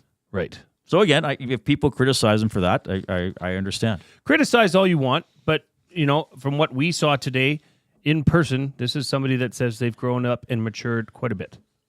I hope so, yeah. And this is a new Ed. Well, I still think it's Ed, but I think he's learned that, and Chris sort of touched on this, that how he wants Ed to be a GM and have standards, but also understand. Can I also? I think I'll put it very, very generally, and I'm not directing this just at Ed necessarily, but a GM doesn't need to talk to everybody the same way he would talk to his players, right? Yeah. Media, community event, fan. There's different tone and different words used. Can I say something somewhat on behalf of our good friend and colleague here, Hernan Salas? But it was brought up. The question was asked about access to the locker room. And the locker room has been open for media. Yes. For some year, 2-3 years now. I think 2022. I rarely go to an Elks practice. Right. I didn't have to in my previous job. Right. And I, now that, I got my feet under me here, and I am going to. I want to bring some coverage to that team and be there. But, the locker room, that's not up to the general manager anymore. That is league mandated that one day a week, the locker room is open for media access. Yes. So the locker room's been open. Whether it's been used up for debate. Yeah, and well, I won't get huge into that. No, but yeah, there's not media can go into the Yes. locker room and interview players. Yes, for sure. 780-218-9999. Jump into the diabolical dialogue on YouTube. Give us a thumbs up if you're there as well. We want to get to 100. We are 2/3 of the way there, and the show is not yet half over. But again, don't be a pleasure delayer. Get in there and get us to 100 and beyond as quickly as possible. All right, it is time for the Oil Understood for GCL Diesel, providers of the best diesel engine components around, from turbochargers to injectors, fuel pumps to sensors. They are the critical engine component experts, proud to serve Edmonton and Northern Alberta for over 50 years, and now a proud partner of Edmonton Sports Talk and the Reid Wilkins Show. GCL Diesel. Diesel. Understood. By the way, was there a cruffin on the screen on the YouTube feed? Oh, yeah. Yeah, so I think a cruffin is part croissant, part muffin. That's how I understand it. Here it is. There it is. So my parents really like the chocolate ganache cruffin. There weren't any Saturday morning, so I got them a lemon curd. Oh, I was going to Cruffin. say, I think from what I'm seeing of the cruffin right here, I would say that a nice lemon curd filling would be just delightful. Yeah. And then, hey, can you get Big Maple says Cronuts from Faro should be a bucket list item for foodies in Edmonton. Don't even talk to me about Faro. You've been to Faro. Well, there's a Faro in my neighborhood as well. Sandwiches? Yeah. I had a great, the night they played Nashville the first time, I got it some kind of a sandwich from Faro. It was awesome. We get the same one, the beef one. Yes, with but the I chips in tried it. I tried a pastrami one with a spicy sauce that was really good. But yeah, the chief beef or whatever chef it's beef. called, chef beef. Yeah. Is Lovely. that has the potato chips on it. Hey, can you pick up some cruffins and bring them in? Can you eat the cruffin? If yes, because they're pretty careful. There are some that obviously have nuts in them. Well, I wouldn't want Brio's those either. open. Yeah, I could try to go to Brio tomorrow morning. They're open Wednesday to Saturday. I would love to have a live taste test of a cruffin. You want me to bring a cruffin in? Yeah, and I'm going to say, I'm not a big chocolate guy, so I might be a lemon. Well, they tart have kinda lemon guy. curd. They had a pistachio one, which I didn't get. They've had other kinds. I think they have a cinnamon one. Well, if you can eat it, I can eat it. So that I have good faith in you. Okay. I may not remember to go because, as you know, I'm kind of dumb. I won't hold it against you. Away from work. Well, a lot of talk about cruffins in the Ace 96. I do not trust the cruffin. He also says, wasn't a cruffin a medieval vampire from Tennessee during the Civil War years? Any vampire reference Ace 96 I appreciate, but I don't know that one. Pardon me. I had a bit of a cough here. Splitty Rooney says Faro had a donair style sandwich for a limited time. Dang. Yeah, because I think they have 3 regular sandwiches, and then they have a rotating one. And then they have the breakfast, the brick grick or the grick. Oh, yeah, I don't really go there for breakfast. I just don't want to waste a Is there sandwich. a Faro in Sherwood Park? No, there's one that used to be by my warehouse on 99th Street and 76th Ave. Oh, that's still there? Yeah. I'm pretty sure that's still there. Yeah, but that's a good- I used to be right beside there, so I'd pick Oh, a nice. sandwich up sometime on my way to the store. Oh, good for you. Yeah. All right. Sorry about the cough there, folks. We're in the James H. Brown studio. James H. Brown Personal Injury Law Firm, the heavy hitters of injury law. With over 200 years of experience, James H. Brown will get you the settlement you deserve. Visit them at jameshbrown.com today. Book your private consultation. We're also doing the Oil Understood for GCL Diesel. All right. Quick thoughts, and we'll talk more about it as we move along. I thought the Oilers' big guys came through. Obviously, 3 points each. I now consider Bouchard the third best offensive player on the team because we have not seen a lot from Hyman and Nugent-Hopkins, so I'm glad Hyman scored last night. Good for Podkolzin. What did I say? If you can't get an assist playing with those guys, something's wrong. So he got a couple. Look, two things. The Oilers executed. Skinner made the saves. I also thought Ottawa didn't look that good, but that's pro sports. You got to beat those teams if they're in a slump or having an off night. Special teams are a lot better. What's your stat on the PK? Do you want to do that now or later? Yeah. I'll throw it out there. Since November 9th, including that game they played that night, which was against Vancouver, and they gave up one power play goal. Yep. The Oilers are 4-1-1 and have the third best penalty kill in the NHL at 93%. Signs of life. Signs of life. They've had one power play goal allowed in 6 games. And hopefully Zach Hyman is all right, because then if he's out, then you're just subbing. That's bad. Kapanen in. Good for Josh Brown to get into the fight. I mean, I didn't think he was a liability. I know there was still a chance that Bouchard gave up, but what a goal. I mean, for a defenseman to be able to do that and just to even think about doing it, again, that's why he's valuable. That's why I get the criticism. Going back to your, it wasn't a rant because it wasn't really a negative. This is my observation. It was your observation that you had earlier in the week. And it was so bang on, particularly watching it. I wish we could have overlapped it, played it over this clip when you're like, this is what you're going to get from Evan Bouchard. This is him. He's going to score great goals, but he's going to give up great goals as well. You just want to minimize the errors, right? It's just like you have a young quarterback who throws 20 interceptions a season, and you want to get that down to 8, right? That's kind of what you're hoping with Bush. All right, more Oilers chat. More Elks chat, U of A hockey chat, and of course more from you, whether you're emailing or going to the inbox or going to the nasty chat. A lot to talk about today. And we're going to hear from Zachary Kubusch with a sports update.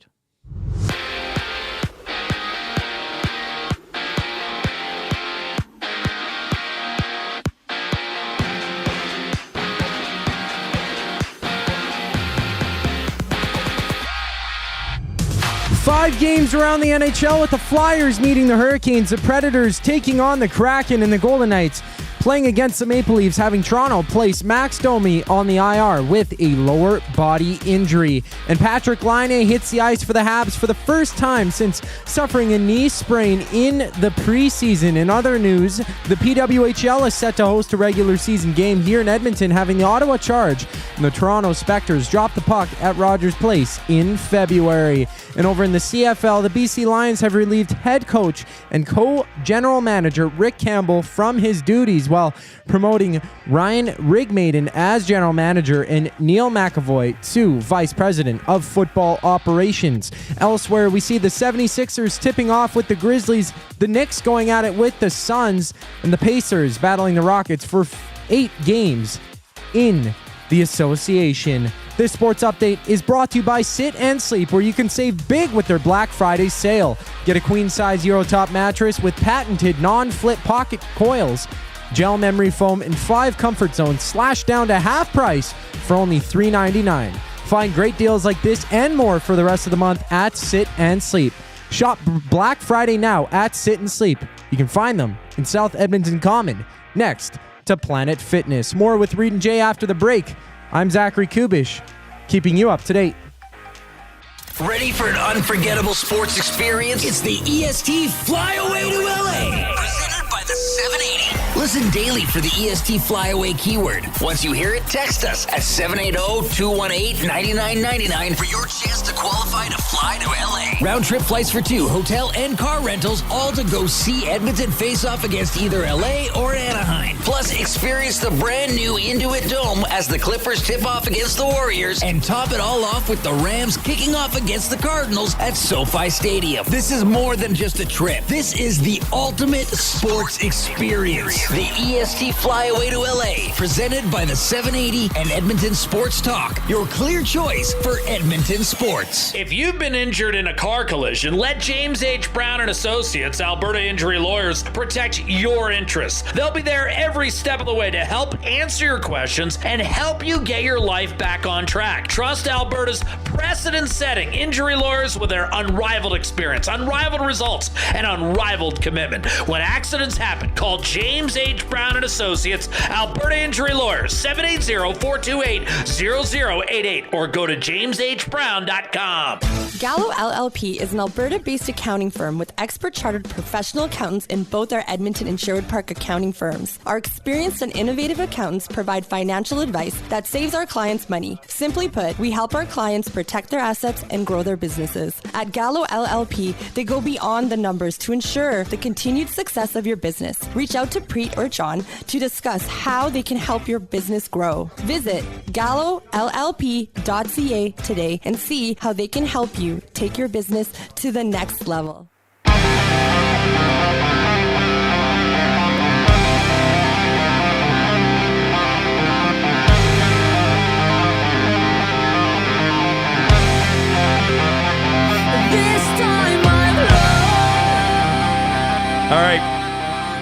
Hope you're having a great afternoon. What day is today? Wednesday? I don't know. I'm sure animated today, man. You really are. I'm really feeling it here, Reid. You're like a cartoon. You're so animated. All right. Portions of this hour presented by the Canadian Brewhouse. NHL lives at the Canadian Brewhouse. Every Oilers game day, get $1 off tankers of Molson Canadian and Coors Light. You can win game tickets and 2 tickets to a surf and turf dinner. That's a cow on a surfboard. At the end of the season, full details at thecanadianbrewhouse.com.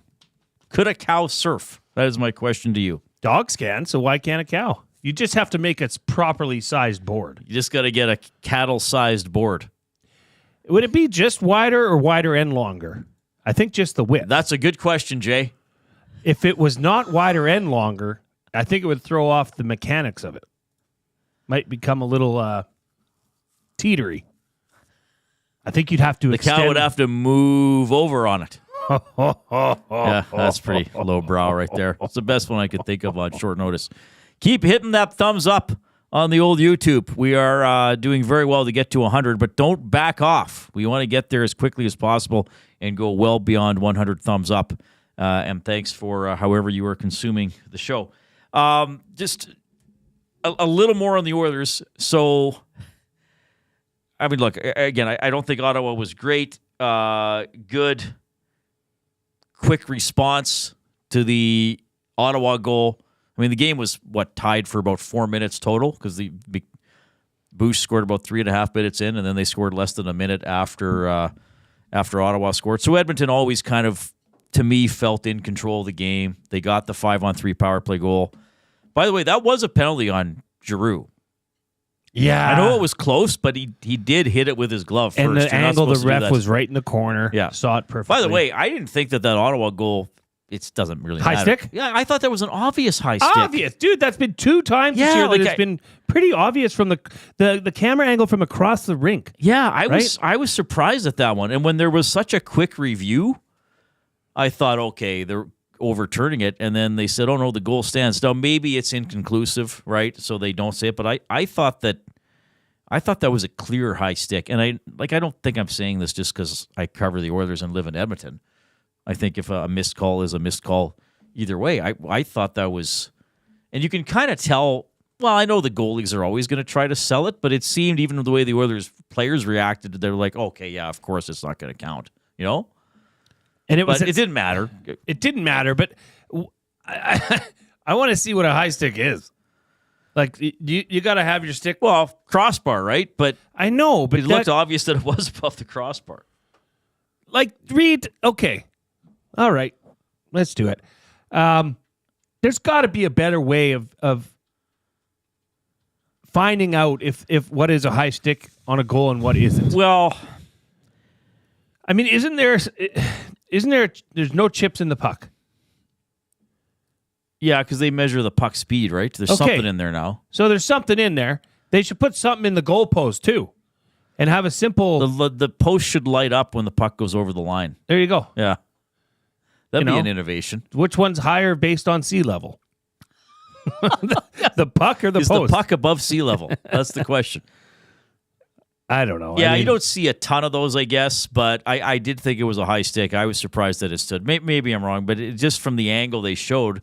Now, sometimes the part of the stick could be above the crossbar, but the puck hits a part of the stick that is below the crossbar. But I didn't think that was the case last night. I thought it was clearly a high stick. I guess it matters for Skinner's goals against average and save percentage. He had a good game. And here's the thing about goaltending. I actually don't judge a goaltender by how many great saves he makes. There are certain saves that are in the highlight reel. Oh, he dove across. Oh, he reached back and got it. I get it. It's important to have the athleticism and the stick-with-itness to make those saves. But a lot of time, good goaltending is just a quiet game. And maybe there was a shot that was going right inside the post, but you blocked it away. And that was the thing against the Leafs. And I get it. You know, the Oilers gave up some chances that you hope they don't give up. But, you know, even on the one where Bouchard threw it up the middle, and I think it was Nyes that scored, he almost shot right at Skinner's blocker, and it almost looked like Skinner flinched it out of the way. The Marner one, you know, there are two ways to look at the Marner one in overtime. it's 3-on-3 overtime. There's open looks, right? But as a goalie, you're supposed to stop it. And I think last night Skinner just kind of had a quiet. What's the word I'm looking for? It was just sort of a quiet game. I mean, I think there might have been some chances that Ottawa had that maybe were better chances than they looked like because he just stopped it and swallowed it up, which is important. And I mean, the game was out of hand at that point, but he made a hell of a save late in the third on that one-timer. Oh yeah, he did. Yeah, that's right. Yeah, came across the crease and just that was a nice save. If that had gone in, that would have been a little bit of a bummer. But I mean, it wouldn't have meant anything. But now you're talking about it in the opposite light. Yeah, of that was a great save. No, it was the Oilers played well, and again, I think Ottawa didn't. And I often try to look at things from if I'm talking about the other team, what would I say? We're saying Derek Ryan to Ryan Nugent-Hopkins is a great goal. Nice goal, good net drive, good pass. I could also look at that from a Senator's perspective and say, why are three guys letting Ryan Nugent-Hopkins walk to the net unattended?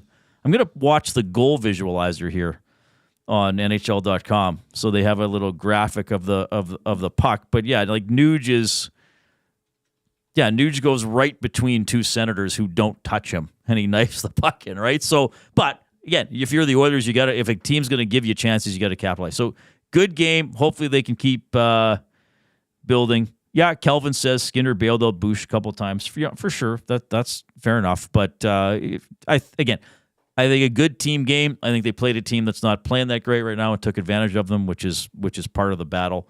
So hopefully they can keep it going against the Wild tomorrow. Buying or selling time for Damon Bunting, a consistent top-producing realtor in Greater Edmonton and among Western Canadian RE/MAX realtors. He and his team would love to help you find that right home or make the move from your current home. Community-driven, he understands what it takes to make a difference in our city.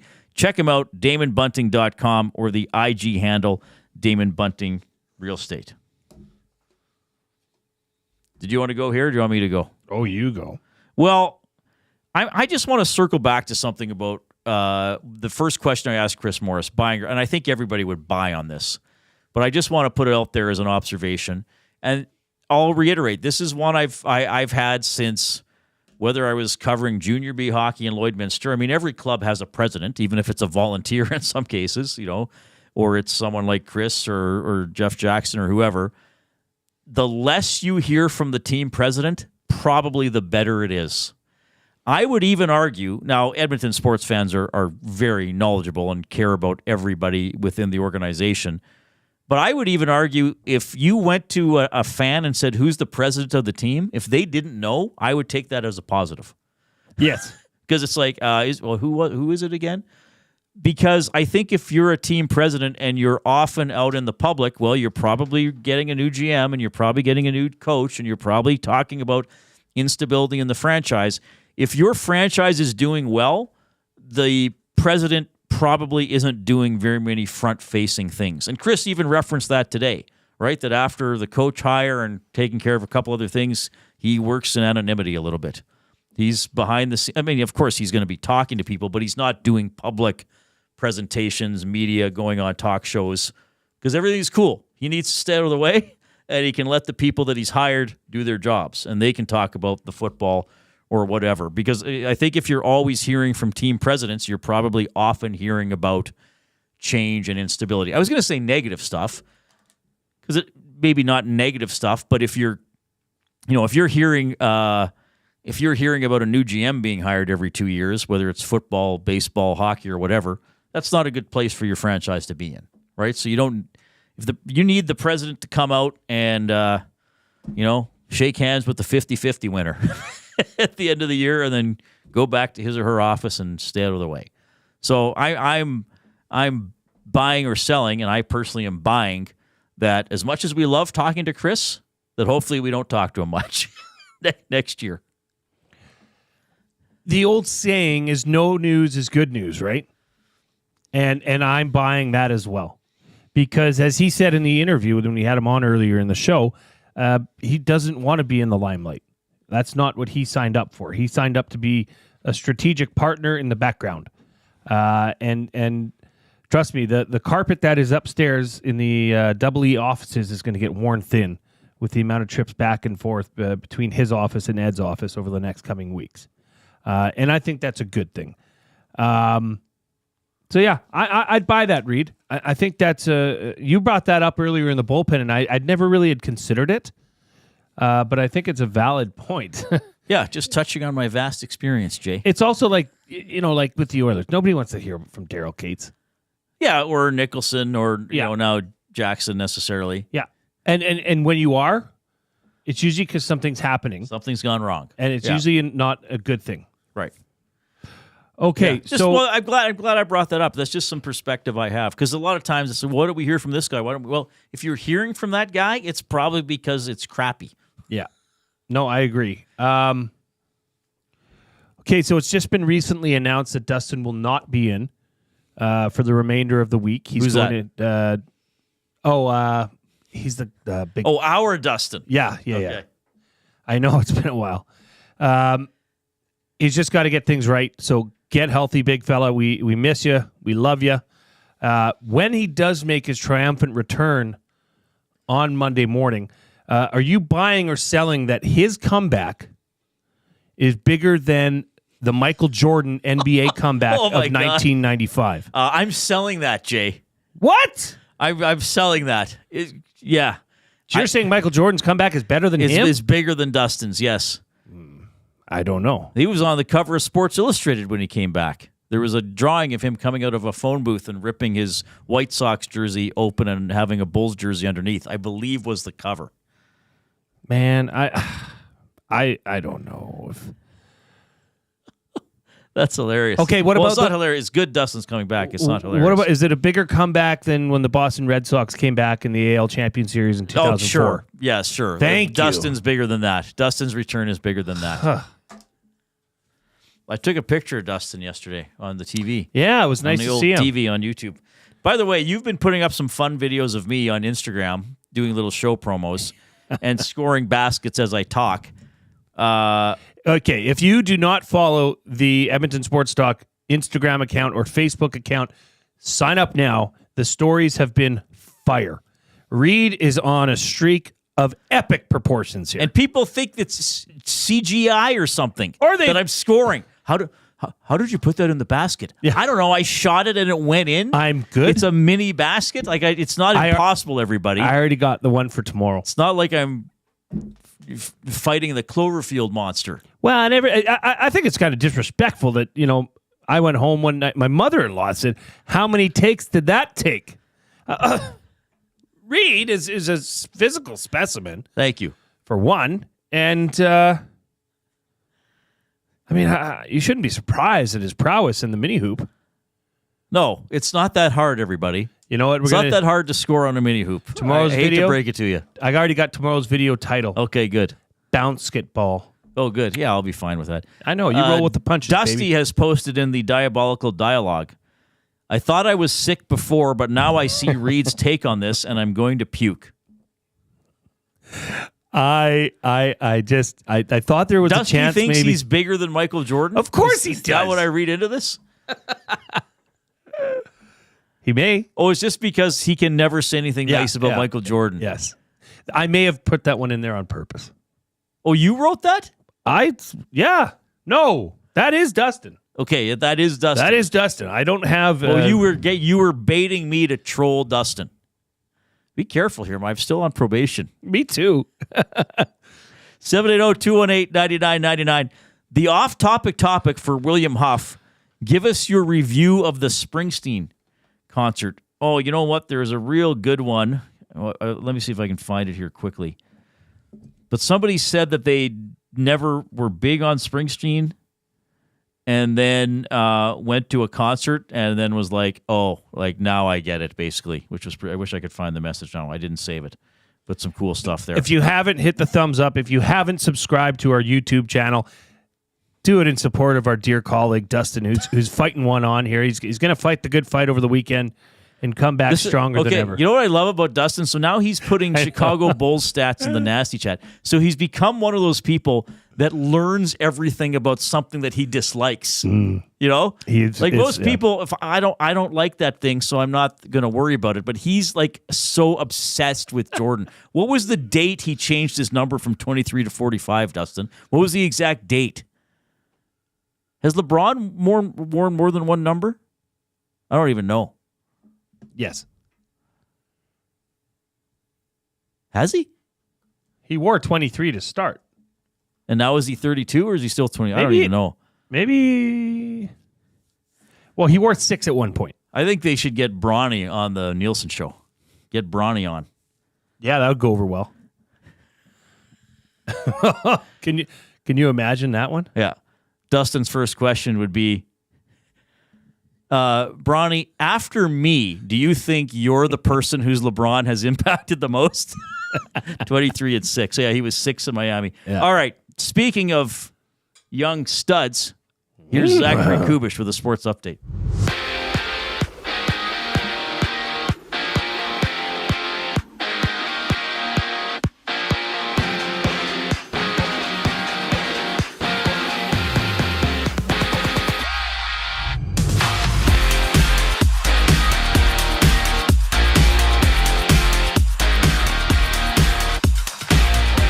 The Golden Knights and the Maple Leafs hitting the ice with Max Domi heading to the injury reserve for Toronto. And after that, it's the Sharks taking on the Stars. The Predators on the ice with the Kraken. The Sabres-Kings going at it, and the Hurricanes meeting with the Flyers. And in Montreal, Patrick Laine has hit the ice during practice for the first time since spraining his knee in the preseason. And in other news, the PWHL will host a regular season game here in Edmonton with Sarah Nurse and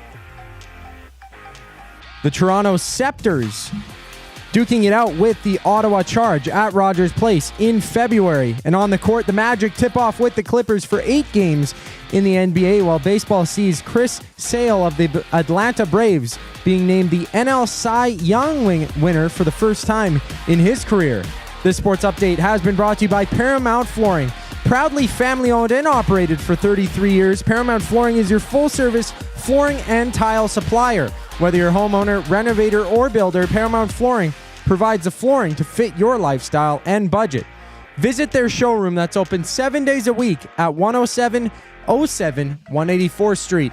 Paramount Flooring, flooring for the life that you live. Just after the break, the Reid Wilkins Show continues. I'm Zachary Kubusch, and you're up to date. Conveniently located 10 minutes west of St. Albert, Wheeler's RV Storage will provide you with safe, secure storage for your RV, boat, or whatever you need to store. Open 7 days a week with gated keypad access and extra large stalls. Now is the time to take advantage of their limited time offer. Buy 6 months and get 1 month free. Now's the time to go to WheelersRVStorage.com. That's Wheeler's RV Storage. Safe, secure storage. Visit them today at WheelersRVStorage.com. 780 is just another lame-ass, low-budget local shop.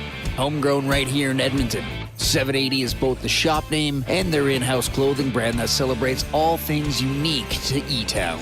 They also work with close to 1,000 local vendors from the 780 to help promote and get their brands off the ground. Check them out online at 780.com or at any of their 5 locations at Southgate, Londonderry, Kingsway, St. Albert, and the Outlet Mall by the airport. Fuge Sausages makes their meat with nothing but the best local ingredients. From chicken, beef, and pork, their gluten-free sausages are packed with flavor. Every single bite. Get a 10% discount when mentioning Edmonton Sports Talk in-store or use the code EST when shopping online at fugesausages.ca. Plus, you get free delivery on orders of $100 or more. Find them at 6736 99th Street. Fuge Sausages. You can't beat our meat. At Mind 360, we invite you to embark on your mental health journey in a safe and comfortable space. Conveniently located in St. Albert, Mind 360 has a diverse team of experienced clinicians that offer a broad range of tailored services for children, adults, and families. Furthermore, we are very proud to serve our military, veterans, and first responders. If you're looking for counseling, treatment, or assessment, understand that you are not alone. Contact Mind 360 at mind360.ca to book an appointment today. Ed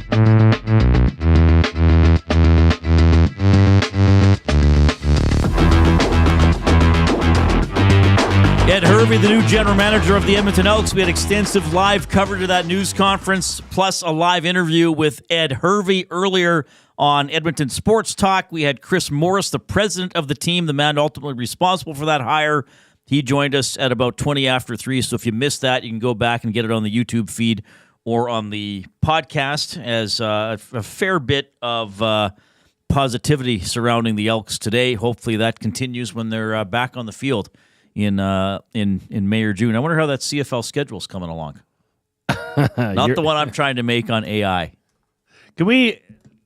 Maybe, okay. I'm fired up. Yes. I'm fired up for Gemco Fireplaces, proudly serving Edmonton and area for 45 years, the authorized dealer for Napoleon Fireplaces. Whether it's gas or wood burning, look no further than Canadian-made Napoleon Fireplaces. All the Napoleon products you need available at Gemco, 9281 50th Street. First of all, I'm fired up about Dustin Nielsen watching the show, listening to the show. Well, he is our boss, so he's going to want to know what product he's putting out there. But he's so obsessed with the LeBron Michael Jordan argument. Obsessed. Like why? I'm fired up to know. This is my part. Well, 2 minutes ago I was like, I don't have a fired up Jay. Now I have two of them. Like, why is he so worried about it? That's what I want to know. Like, what's the big deal if somebody says Jordan's better than LeBron? Like, why is Dustin Nielsen raised in Cranbrook? Yep. Born and bred. So a guy who grew up in a relatively small community in BC and now lives and works in Edmonton. Where else did he work? Lethbridge and Fort Mac? Fort Mac. He never worked in Lloyd. There's another thing I can get him fired up about. Why is it so... Why didn't he work in Lloyd? Why is it so meaningful? Oh, you know what, by the way? You know how I've always said...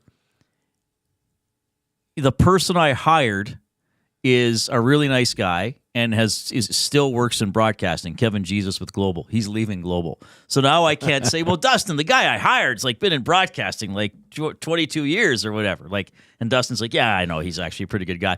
Now Dustin's like, well, he's not going anymore, right? Now, why am I giving Dustin ammo to argue against me? I don't even know why I would do that.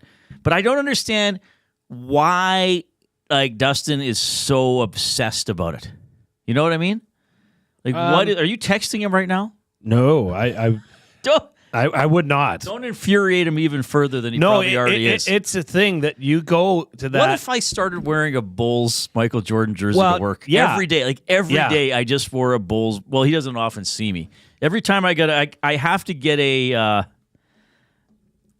I have to get a Bulls Jordan jersey. Maybe, you know what I'll maybe do to get Dustin really mad? I'll get a Michael Jordan Washington Wizards jersey. And I'll wear it whenever I go on the morning show. I'll wear it, and I'll argue that was the actual peak of Jordan's career. That's what put him over the top to be better than LeBron. Well, our dear McLovin sent something into the ESTN box. Zach, I sent it your way. So have a look at the YEG inbox, and this will, he says, show this to Dusty. It will send him over the edge. I'm not sure that we need him to be sent over the edge right now. But no, he's quite ill, apparently. I'm sure going to do it. I think he's getting better. Well, I notice he's quiet, though, in the nasty chat, so he's just had enough of me, but that's fine. Well, it is something because he's really one of the most outspoken arguers for LeBron. Yeah, probably more than some people in Cleveland or probably. LA or Miami. Whereas not many professional basketball players would dispute it. It's not like Shaq and Larry and Charles are sitting around asking who's the GOAT. Nobody does, except Dustin. Wannick's in the nasty chat. Oh, I thought that was Dustin. I have an MJ Wizards jersey. Jason Graham says Rick Campbell will be hired as the new coach. I said this earlier in the summer. Bring in Rourke, which they should. Buy out Bethel Thompson. Well, they don't have buyouts in the CFL, Jason. a one-year deal. It's a one-year deal anyway, and bring on offensive coordinator Buck Pierce. Buck Pierce might be the new coach of the Lions. That's what I think. I do not think Nathan Rourke will be an Elk, unless he means they get the other Rourke out of Indiana. Yeah. Good luck. I would say there's zero chance Nathan Rourke will be an Elk. How long did he sign for the Lions? I'm assuming at least 3 years. I mean, that's their guy. It's like, here's the BC guy that we're going to have play for the BC Lions. You'd have to make a trade for that, and I don't know that there's anything. He's the BC quarterback. Despite him having an underwhelming season. Dusty was on the cover of Sports Illustrated, actually. Dusty was on the cover of Sports Illustrated. Pull that up. On YouTube. There it is. Oh, there he is. I'm back. I'm back wearing the Jordan 45 jersey. Wow, that jersey really suits him. Yeah, I think Dustin Nielsen in a Chicago Bulls jersey may be the most beautiful sight in the history of the universe. Man. It's up there with the Aurora Borealis. That would be something. Okay, but wasn't there a drawing of him coming out of a phone booth? I'm pretty sure when Jordan first announced that he was coming back, Sports Illustrated did a comic book looking drawing of him bursting out of a phone booth and tearing open his Chicago White Sox jersey, a la Superman, and he had a Bulls jersey underneath. Maybe it wasn't on the cover of Sports Illustrated. Maybe I saw it somewhere else. Maybe it never happened. Oh yes, there it is, baby. March. Okay, yeah. Could you do Coop Sports Illustrated cover March 20th, 1995? This is the one I'm referring to. Maybe. Oh man, maybe we should get that picture and put it up in the office. I think the more Michael Jordan stuff we have hanging around the office, the better.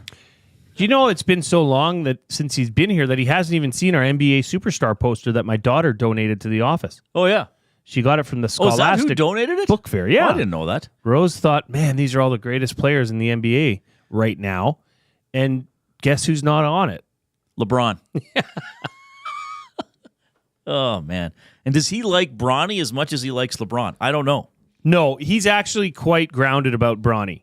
He's realistic about Bronny. Maybe not. He did say that Bronny deserved to be in the lineup of the Lakers game, I believe, but that he's best suited for the G League. All right. You have it, Coob? There it is. Oh, no, he doesn't. Oh, yeah, there it is. If you're on YouTube, this is the cover I remembered when MJ said he was coming back in March of 95.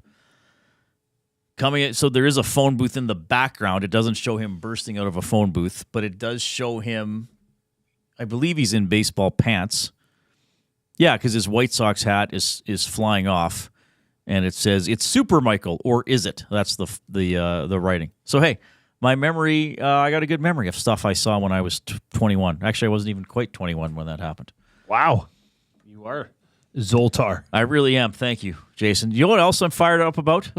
So our little office chief operating officer, and he's a very peculiar man. He has his ways, right? Matthew Awanek. We love him. Okay. So the other day you said, hey, I need to figure out how to do the payouts for my Grey Cup squares.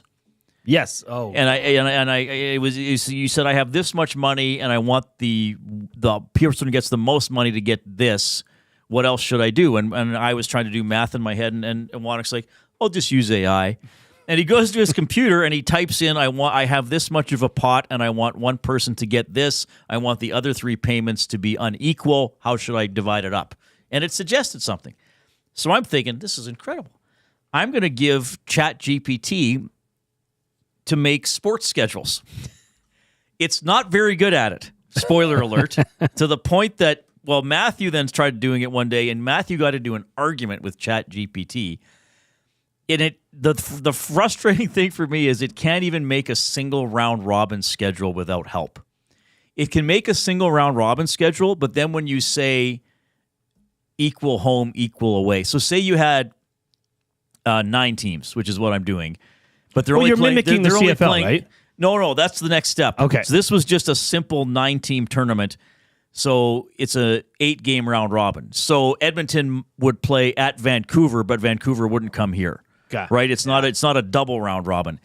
It gets very confused with that. It'll give one team 6 home games and only 2 away games, so then you have to tweak it. But I figured out a way to give it directions that it can make a schedule. So then Awanek was saying it'd be cool if we could make a CFL schedule. So, of course, I think to myself, I'm going to get AI to do this. All right? Matt Hyman says Marty needs to be reprogrammed. Big Maple says you just have to learn how to talk to it. Correct prompts are key. That's very true. So if you just tell it, make a CFL schedule. It's a 5-team division and a 4-team division, and they play each other. It can't do that. You almost have to do it in steps. So I gave it in steps, and it almost did it. The problem was, and I don't know how to eliminate this, what was it? It gave the Ottawa Red Blacks 7 home games in the first 9 weeks. It gave them like 7 home games, a bye, and 1 road game. Yeah, Bob So Dice. it's sitting on the desk over there. It's a feasible CFL schedule in terms of how many games you play within the division, proper number of home away games, but it's hard to get it to divide out. Like if you tell it, look, you can't have more than a 3-game homestand. You can't have more than 3 straight road games. It just gets confused. What are we looking at? Oh, this is what you're going to tweet the day Dustin makes his triumphant return. Oh, what do we have? Coop's going to bring it up. Oh, I didn't know we had something. See, this stuff happens. I'm not even aware of. I don't know how. Our listeners are talented. Well, somebody made something already? Well, who was this? This was McLovin again. McLovin on fire. By the way, give us a thumbs up on YouTube. We're almost already at 100. We want to get as high as possible. Well, that sounds bad. We want to get as high as possible, everybody. Okay. Send in your special brownies. Maddie's back. Maddie's back in the chat. We outlined everything with all the parameters. We kept asking it to improve certain things and would just disregard what we asked. Led to my, let's say, argument with ChatGPT.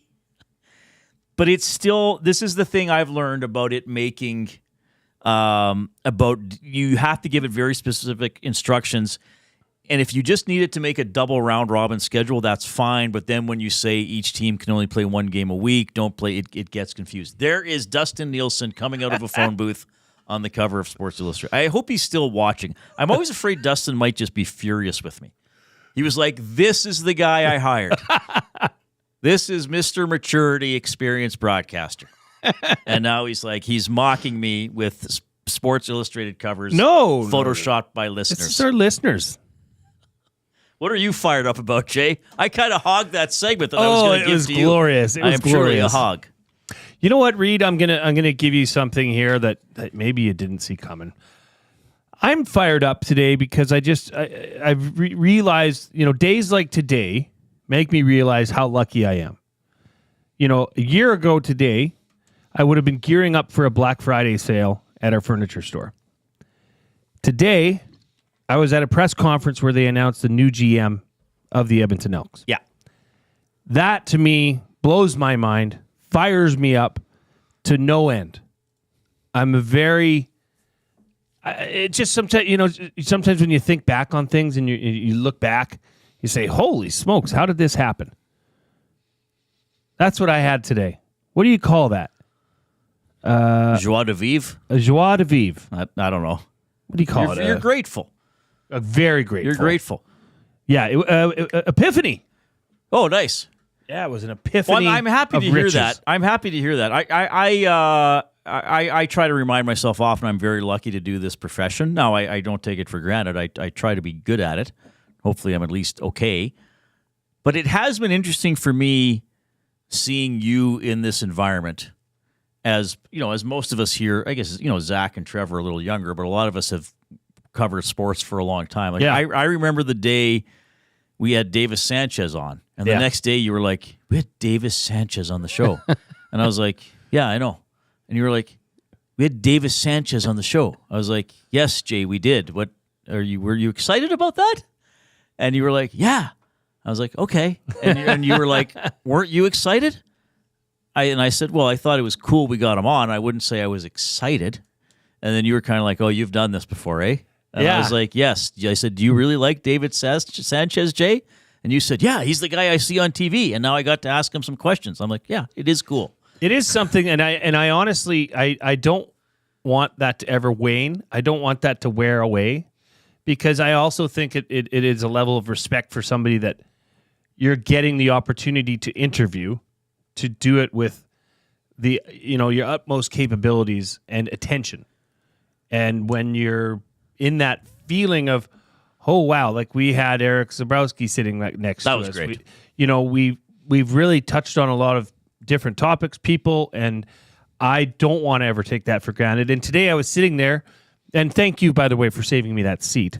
And Slav was on the other side of me. He was perfect for me. Some guy named Tony Gonzola tried taking it. And I told him to get lost. You told him to beat it. But it was a really neat moment. And you're sitting there in the air of Edmonton greatness, really. And in the media field as well. You're surrounded by people that have been doing this job for a long time, are great at it, have continued to be great at it. And you're trying to, navigate your way through it and hopefully one day with enough tenure get to be at that level.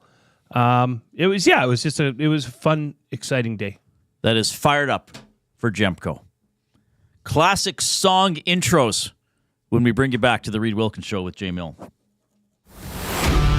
Get all the latest news and takes on everything Oilers with Dustin Nielsen and Tom Gazzola on the Oil Stream. Live at noon, Monday, Wednesday, and Fridays. Only on EdmontonSportsTalk.com. Book your holiday party at the CBH today. The Canadian Brewhouse is your ultimate destination for events, parties, fundraisers, and more. 'Tis the season to celebrate. Visit and book now in-store or at thecanadianbrewhouse.com. Since 1952, William Huff has been the heartbeat of Edmonton's advertising world. From humble beginnings to a citywide powerhouse, we've been the go-to for signage from print to design and installation. Partnering with Edmonton's top sports franchises and major events, we've helped shape the city's global reputation. Our secret? Unmatched customer service, decades of experience, and a passion for excellence we call the William Huff Advantage. Visit us online at williamhuff.com. You've always known GCL Diesel as the experts in diesel fuel systems, but did you know that GCL is also your source for turbochargers and turbo repair? As a turbo supplier for Garrett, Borg Warner, and Holset, GCL can provide genuine original equipment turbos at wholesale prices.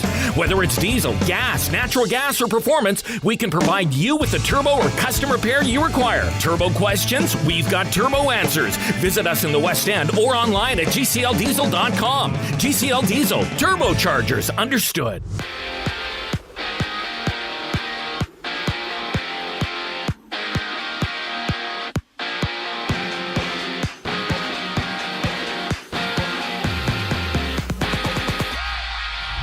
There's 5 games in the NHL with the Golden Knights hitting the ice with the Maple Leafs. After that, it's the Predators facing the Kraken, the Sabres meeting the Kings, the Stars up against the Sharks, and the Flyers battling the Hurricanes. NHL injuries see Max Domi to the IR for the Leafs, and Patrick Laine suiting up for practice for the first time since spraining his knee in the Habs preseason. And it's the PWHL getting set to come to town with the Charge and Scepters with puck drop in Rogers Place in February. In basketball, it's the Bulls on the court with the Bucks, the Hawks, and the Warriors. The Trailblazers going at it with the Clippers, having 8 games around the association. The Reid Wilkins Show with Jay Milne continues now. I'm Zachary Kubusch, and you're up to date.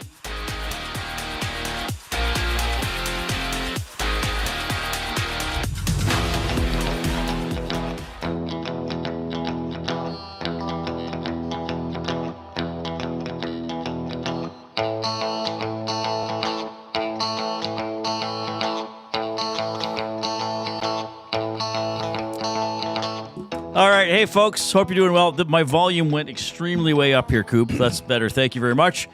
We have Ed Hervey as the GM of the Edmonton Elks. We had Chris Morris on the show. We had a lot of your feedback about that, mostly optimistic about Ed Hervey and Chris Morris being at the helm of the franchise as they try to recover from 4 pretty poor seasons, 4 years out of the playoffs for the green and gold. Oilers off today, morning skate tomorrow, play the Minnesota Wild tomorrow at 7, so we'll have the GCL Diesel Oil Stream pregame show at 6 with Tom and Hernan, and then they'll be on after the game for the post-game show as the Oilers, what's the most they've won in a row this year? 3? Yeah, just 3. Well, trying to keep another streak going here. All right, we have, did you have anything first, Jay? No. You grateful little cherub. Grateful little prick. Looking at me very cherubically. Give us a thumbs up on YouTube, by the way. You yourself might be the 100th thumb because we're almost there. This is a nice pace for us. Keep it coming. Keep it coming for sure. Okay, so and about 20 after 5, we're going to have Tyler Palmer, goaltender for the U of A Golden Bears hockey team. They got another showdown with the Saskatchewan Huskies at Clare Drake this weekend. It is time to dive into the top 3 for Fuge sausage, the best sausages you will ever eat, locally made and packed full of flavor. Order online or visit them in store at 6736 99th Street and take advantage of their EST discount. That's right, 10% off your order by entering the online code EST or just mention EST in store, such as, we got to 100, as if I were a classic Star Trek character buying sausages. Oh, hey there. Welcome to Fuge Sausage. What can I get you today? I don't know. I'm a doctor, not a sausage salesperson. You came in here. I didn't expect you to sell sausages. Well, just give me the sausage, and I listen to Edmonton Sports Talk. Oh, right on, doctor. You get 10% off. Little Bones McCoy. Very poorly done by Reid Wilkins. Thank you, everybody. I wouldn't say it was poorly done. We did Picard earlier, didn't we? Number 1, I want some sausage. He can go to the replicator. Sausage. Fuge. Hot. I just can't even try. Did you not watch Star Trek? No. So the other day... I guess we did watch a bit of the old ones. Like the terrible, where they end up on some crazy planet. So the other day, Jasmine said something like, is Pickard in net or something? But she left... I think she inadvertently left out the K. So it said... Picard? Picard. So I was like, yes, Jean-Luc. And then she was like... what are you talking about? And I was like... It was like, Captain Picard. And then she writes, Star Wars. And I was like, yeah, Trek. And then she was like, I know, I'm joking, you idiot. And I was like, oh, okay. But I didn't know. Is that she was trolling me. Is that one of the biggest insults you can say to a Star Trek fan is when you Well, I'm more of a Star Wars fan, actually. Okay. You should be. I feel, even if you watch neither, you should know enough about pop culture to know which characters and which. So somebody said to you, yeah, like those Ewoks that were on Star Trek. Yeah, like that stuff. Like, I know who's in Harry Potter, even though I don't. I know the general gist of it. Mm-hmm. Like if you were like, okay, Dobby. Okay, I know that's from Harry Potter. Have you read like Snape? What? Dobby. Yes, that's what I said. You said Dobby. Okay, but I know the character, okay? Sorry, I know the guy's I know he's in Harry Potter. So I don't know every inflection of the dialect. He's such a muggle, isn't he? I'm going to die here. Hey, have you read the Harry Potter books? I read the first one this summer. Do you want some? And my daughter is reading all of them. She's got all of them. Okay. No, I don't want them. She borrowed them to... I'll read them on the app if I want to read them. She borrowed them to her grandpa to read, too. She lent them. Borrowed. Don't even start. Well, you like proper words as much as I do. Thanks for all the thumbs, everybody. Let's get as high over 100 as possible. Our top 3 is going to be a good one. Free delivery in Edmonton on orders over $100, by the way, for Fuge. As Fuge Sausage says, you can't beat our meat. So I looked up the Springsteen set list. And he does not play Born in the USA, which begins like this. Play the short one, Koob. So I said to Jay, is that one of the most recognizable song intros of all time? Just one of the ones, just a few seconds in, you know what it is. Yeah. And so we each picked 3. So here's the full... So my number 1's Born in the USA. Here's the full first 10 seconds or whatever. But by now you know. You know it. You know. Classic. So we said, let's do our top 3 most recognizable song intros. Now, look, everybody, we know we're going to get hundreds of your suggestions. There are no right or wrong answers. These are ones we picked for fun. Yeah, absolutely. We intentionally stayed away from Def Leppard because that's my favorite band, and I could easily go there. So that's my number 1, Born in the USA. Right away, you know it. Okay, let's go to clip. So now it'll be clip 3, right, Zach? Because they're grouped together. So the short one. Okay, does everybody know that one? Do it again. Like, to me, that's Yes. right up there. That's such a great bass line, such a well-known song.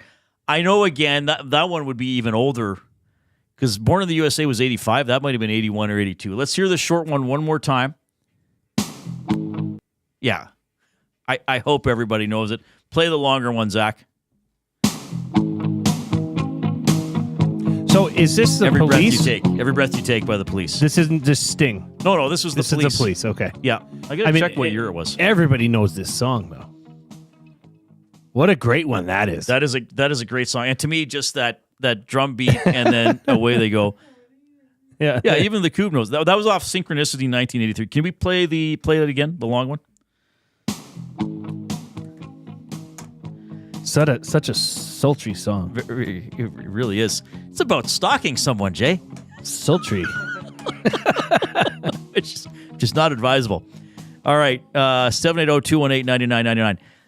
And so then my number 3, so these are my top 3 most recognizable song intros. And again, the parameters are you need to hear about a second of it, and you know what it is. So here's my number 3. Like, oh boy. That's only a second. That's more than enough for that one. Do it again. Sorry, Zach's trying to do other work, and I'm making him fire 1 second clips over and over again. Zach's like, can't Wilkie boy do this himself? Dusty's on the phone to Dustin right now. He's like, okay, first of all, Dustin, he made fun of you for like half an hour. And now he doesn't know how to fire a 1 second clip, and I'm trying to do other work. Okay, you'll talk to him tomorrow. Well, you're not going to be in tomorrow. Oh, sorry, Dustin. Sweet child. Do the full thing. Do the full one. Yeah. That's classic. Classic, baby.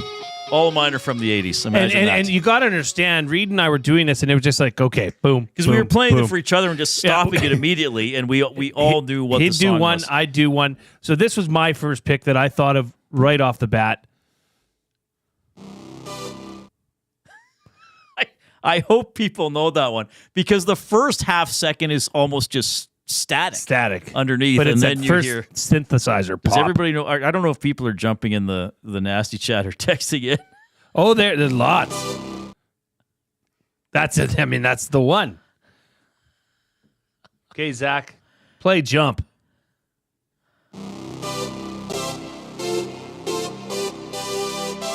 We're hitting the exact keys, by the way, on our ear keyboards. This is exactly how it's played.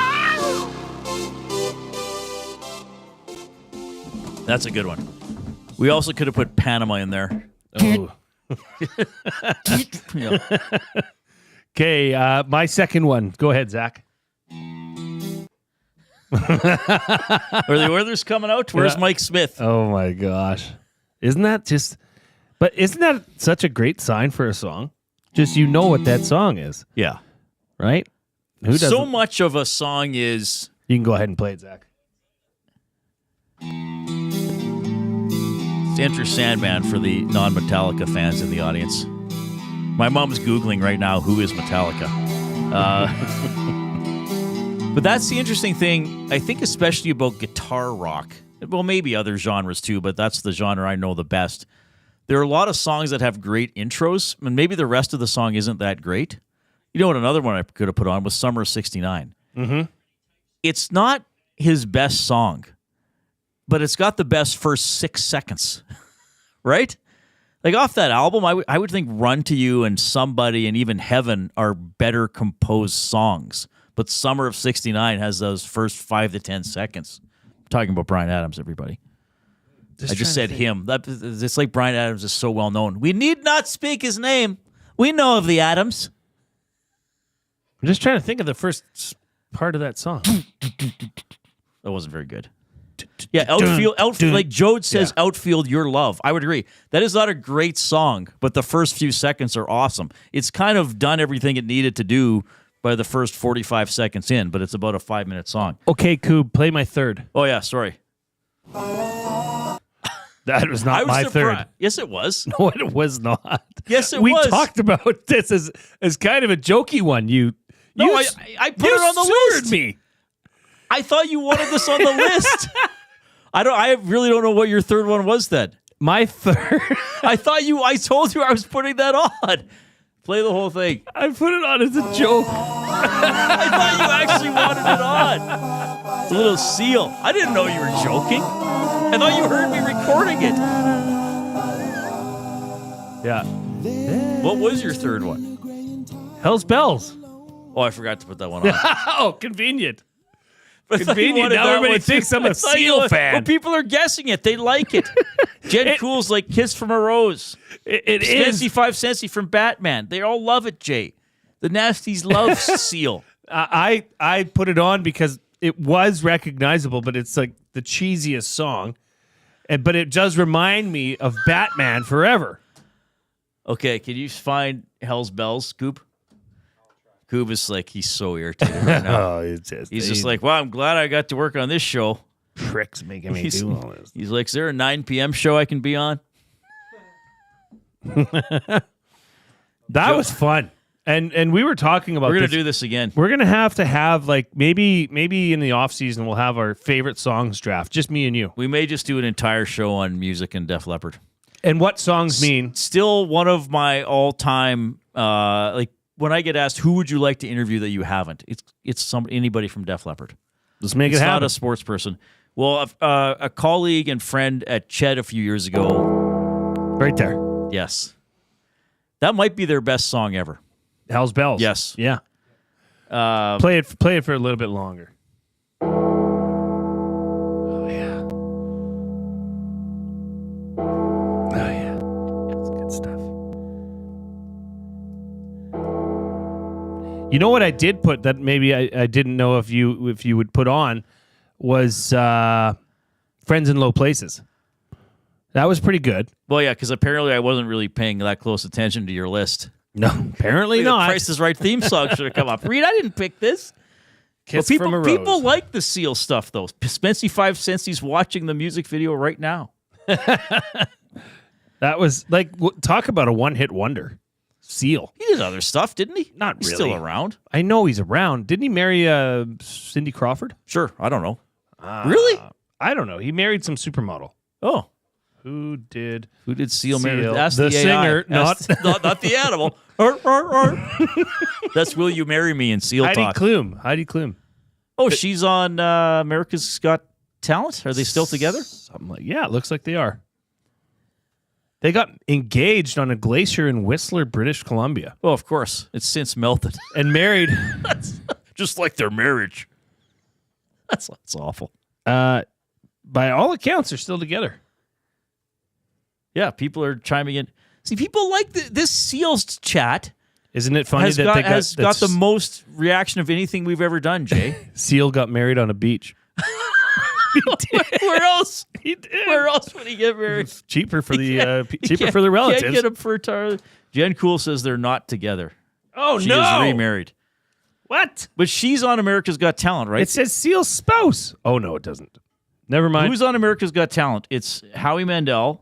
Brutal. Heidi Klum. Sophia I'm not a Vergara, Howie Mandel guy. And what's the other guy? Simon Codwell? Simon Cowell, and then they got the Codwell. Simon Codpiece. Then they got the guy Terry Tate. Who's that? Terry Crews. The host. Terry Crews. Right. Yeah, the guy that can do the peck dances. All right. That was Reid's top 3 and Jay's for food sauce. Are you a fan of Howie Mandel? I remember Howie Mandel used to come on daytime talk shows before I even started school, or maybe when I was home in the summer, and he was hilarious. Right. Because he was just so manic. Do I like him on AGT? He's okay. He's a very unique personality. Does not like, you think I am clean and using hand sanitizer. He won't even touch people. He'll elbow bump them. He won't even fist bump. Oh, he's like a germaphobe? Really highly germophobic, yeah. I just find him annoying. But that's just me. Matt Hyman says there are no American judges on America's Got Talent. I never thought of that. That is interesting. That's a good point. What's Terry Crews? I guess he's not a judge. No, he's the host. 780-218-9999. We're in the James H. Brown studio. James H. Brown Personal Injury Law Firm, the heavy hitters of injury law. With over 200 years of experience, James H. Brown will get you the settlement you deserve. JamesHBrown.com. Book your private consultation today. We are back with Tyler Palmer, U of A Golden Bears hockey goaltender. Edmonton Sports Talk, your clear choice for Edmonton sports.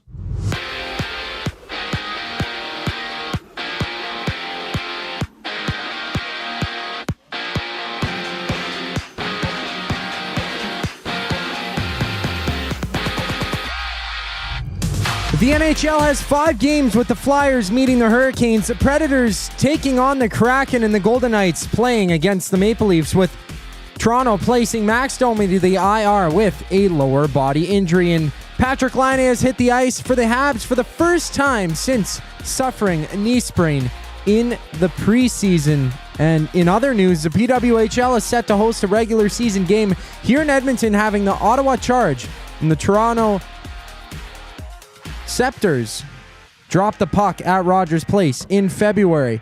Elsewhere, we see the 76ers tip off with the Grizzlies. The Knicks go at it with the Suns, and the Pacers battle the Rockets for 8 games in the association. And in baseball, Chris Sale of the Braves and Tariq Skubal of the Tigers have won the NL and AL Cy Young Awards.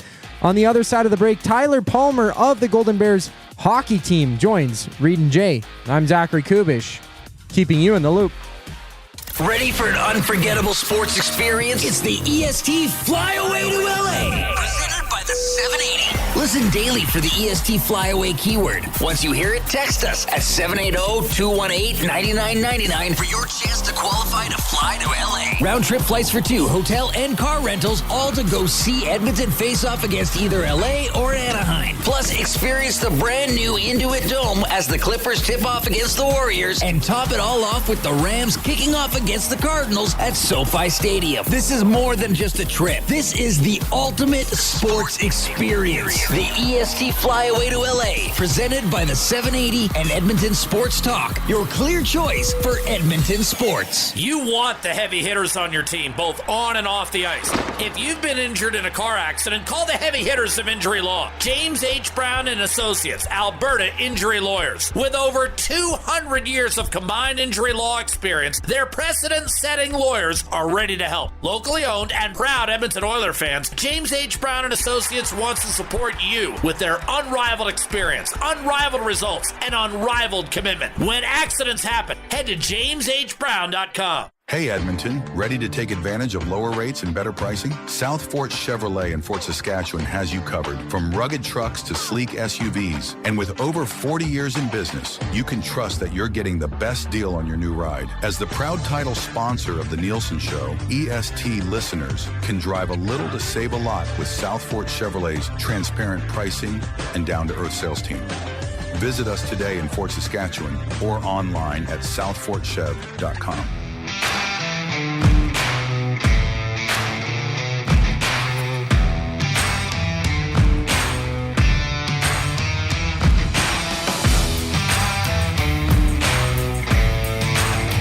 Oh, all you gorgeous nasties, thanks for checking out the program. We're with you until 6 o'clock, 3 to 6 every day. Reid Wilkins Show with Jay Milne. We're going to qualify somebody for the EST Flyaway to LA in about 17 and a half minutes.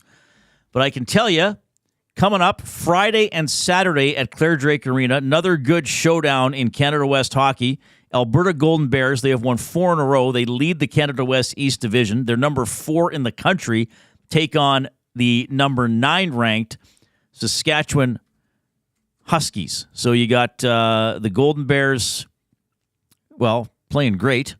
And the Huskies, always a good rivalry. Bears 11-1, Huskies 9-3 in Canada West play. Actually, the Bears are not just number 1 in the East; they're number 1 in the league. Mount Royal leads the other side at 9-3. Part of the reason the Bears are doing so well is their new goaltender, Tyler Palmer. Tyler, you're on with Reid and Jay. How are you doing? I'm good. How are you? Doing very well. Thanks for taking the time to join us. First year at the U of A, obviously, so your first appearance on this show. How's it going so far? How are you played in the WHL a long time. How are you finding being a Bear and continuing your hockey career within a university environment? Yeah, I mean it's been really good so far. I'm really enjoying it here. Obviously the school side of it was a little bit difficult to get back into, with the whole time management, getting everything done. But yeah, I mean, on the hockey side, our whole team, whole squad, whole program really has been it's been awesome. I feel like I fit in pretty quick, and yeah, it's we've had a lot of success, and so things are going really well so far. Yeah, and sharing the net, obviously, both goaltenders doing very well. I mean, your save percentage .922. You're 5-1. Ethan Kruger, your mate in goal is 6-0. His save percentage just under .900. So both guys doing great. And you're an interesting story because I understand you grew up in Fernie, but didn't you move away from Fernie pretty young to chase your hockey career? Yes, I did. So in BC, this was before the fact. They changed the rule, but when I was in Bantam, they had a rule where you had to get a release in order to go play in other organizations, even if your organization wasn't like a AAA organization. So I actually wasn't able to leave Fernie with a release, so I had to ended up having to leave home at a pretty young age at 13. Luckily my grandma lived in Lethbridge, so I lived with her and was able to play there. Okay, yeah, man, you showed some commitment early on, and then you were with Spruce Grove in the AJ for a while, and then Victoria and Everett in the Western Hockey League. I mean, just tell me a little bit about just going through that WHL experience. A lot of players do it, and then go on to Canada West programs, especially here in Alberta. But how do you look back on your years in the Dub? I'm sure a lot of guys say this, but definitely some of the best years of my life. It's hard, but it can be a grind, especially when you're doing the long. I mean, for us, they would have been the Alberta road trip, or they can be a bit of a grind. Especially we did a 3-3, traveling in between each game. So that was a difficult trip, but yeah, I mean, there's nothing that develops you faster than the WHL. Turns you from a kid into an adult pretty quick. So it was really good. Tyler Palmer joining us here, Golden Bears goaltender. You got Jay here. It seems like every WHL team now has a teddy bear toss game, and the Golden Bears are now doing that as well. So they're having their first ever teddy bear toss game happening this Friday down at the Claire Drake as you guys take on the Huskies. Now, my question to you, though, as a goaltender, have you ever found yourself on the other side of a inopportune goal leading to a teddy bear toss outburst?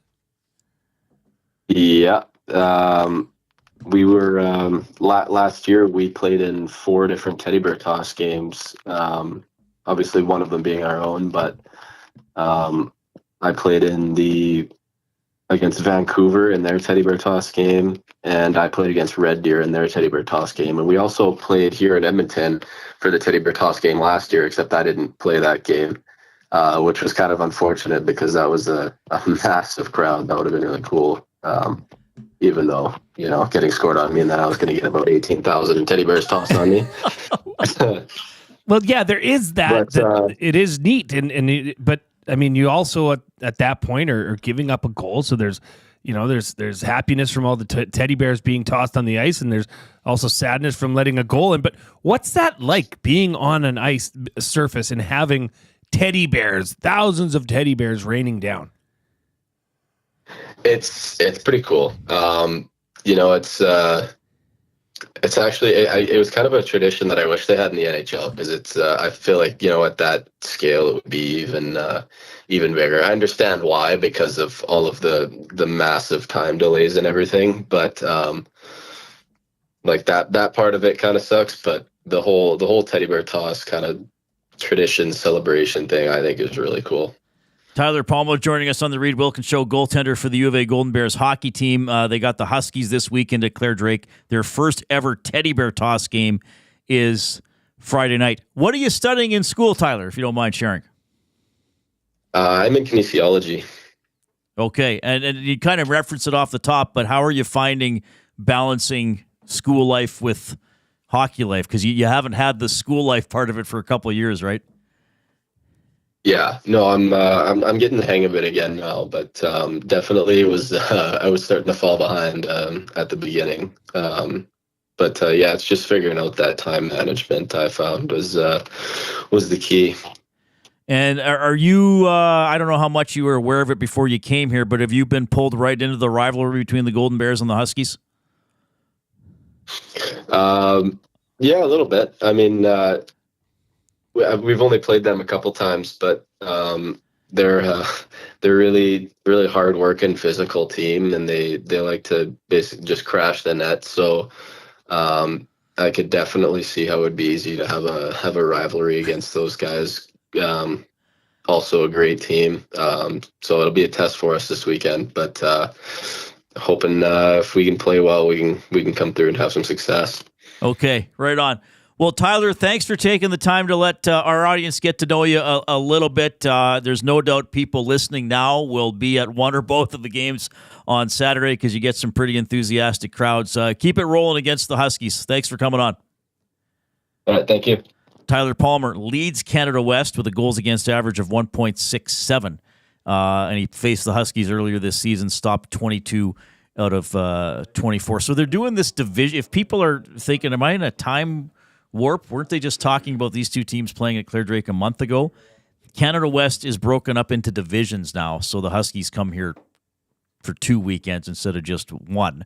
But the Bears looking very good at 11-1. Always love having. We had Sean Chagall on the show earlier. What was he, the WHL grad of the month? Yeah, in Canada West. He's having a great season. Brett Hyland, by the way, he's banged up for the Golden Bears, so I don't think he's going to play this weekend. But he's been another good addition to the roster. I think I'm going to try to go to Friday's game because Saturday I'll be going to the Oilers game against the Rangers. So maybe I'll try to go to Friday's game straight from work here. Let's do it. Thanks for the invite. Can't wait. Well, no, that's why I'm putting that out there. I'm suggesting why don't you go? I don't know. We've got a lot of basketball going on this weekend. So you're a very busy man. I am. I am not. I just sit there. Reid, Puckpedia is reporting. Now, the Oilers have not confirmed this or written about it, but Puckpedia is writing that the Oilers have sent Josh Brown down to the AHL. Okay. So, yeah, the Oilers may not announce that until tomorrow. Have the Oilers said anything? Allowing them to get back under the cap. Well, because Kapanen's going to play, right? Yeah. So, and then we don't know. Right, so they would add Kapanen, and then maybe this means Hyman is good to play, so they'll actually have 12-6. It's a good sign. Yes. For Hyman. Well, unless they're going to play a man short. Does that happen? It has happened. Oh, yeah, teams have played short to be under the cap. Yeah. But they don't need to play short if they do this. Okay, so 22 active players, so that's 13 forwards and 7 D. Well, because Nurse is still on the roster, right? They didn't deactivate Nurse, but I don't think he's going to play. So if Nurse is out, that's still 6D.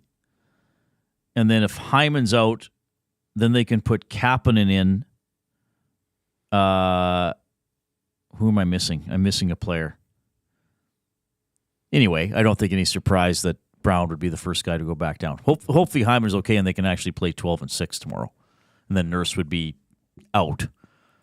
When do you think Nurse is back? Like, are we? I think next Friday against Utah. I think he misses the next 2 games. Right. Why rush it? Why rush it back? And Knobloch said game? 5 to 10 games. So it kind of, I mean, you never want a guy to have a head injury, but it, with that break, then there's time off for him without having to miss a ton of games. Because 10. Well, I guess if you're out 10 days, you're probably missing 5, maybe 6 games if it's really busy. So he's going to have missed 4. But you know what? I know a lot of people crapped on Josh Brown. I thought he did okay. Like the ceiling is low for him. But I thought even last night getting into the fight, and I thought on the penalty kill he reminded me like Desharnais-esque, just kind of get in the way and have some length out there. You know what I mean? Yep. So that's fine. That's really all you need him to do. Things aren't going that good for Vinny out in Vancouver, are they? No. And now Vancouver's going to be without JT Miller. How about Ovechkin getting hurt, when he's on this? Because what did they say? He's week to week. So that could be a while. Dusty's a big OV guy. Oh, is he? Yeah. Rowe says they have 7D without Nurse. No, but Rowe, I'm saying if Brown is down. Down goes Brown! If Josh Brown is sent down, they have 7D including Nurse, but Nurse would not play tomorrow, right, Rowe? Who am I missing? I'm not missing anybody. Who am I missing? Go over the names. Bush, Eck. Yeah. Stetcher, Dermott. Kulak, Emberson, and Nurse. And then Brown came up. I didn't miss anybody. So with Brown down, they're back to 7D, but one of them is Nurse, who we don't expect to play tomorrow, I believe. Anyway. I'm pretty sure that's... We'll see. They'll announce it tomorrow. We'll see. We'll see if Hyman can play. We'll see if... Kapanen, I'm sure, will play because they need somebody up there. 780-218-9999. You can go in the Nasty Chat on YouTube. Give us a thumbs up there. We have exceeded 100, but we want to see how high we can go, which is always fun. Portions of this hour presented by Canadian Brewhouse. At the Canadian Ice House, they're taking your sports experience to a higher level of ultra-cool TrackMan golf simulators are now open at the Ice House. An immersive and realistic golfing experience in the heart of Edmonton. Visit thecanadianicehouse.com. All right, 5:34. We'll call a quick timeout here. We got the Coob coming up with a sports update. We'll recap some of the Ed Hervey stuff today. It's the Reid Wilkins Show with Jay Milne.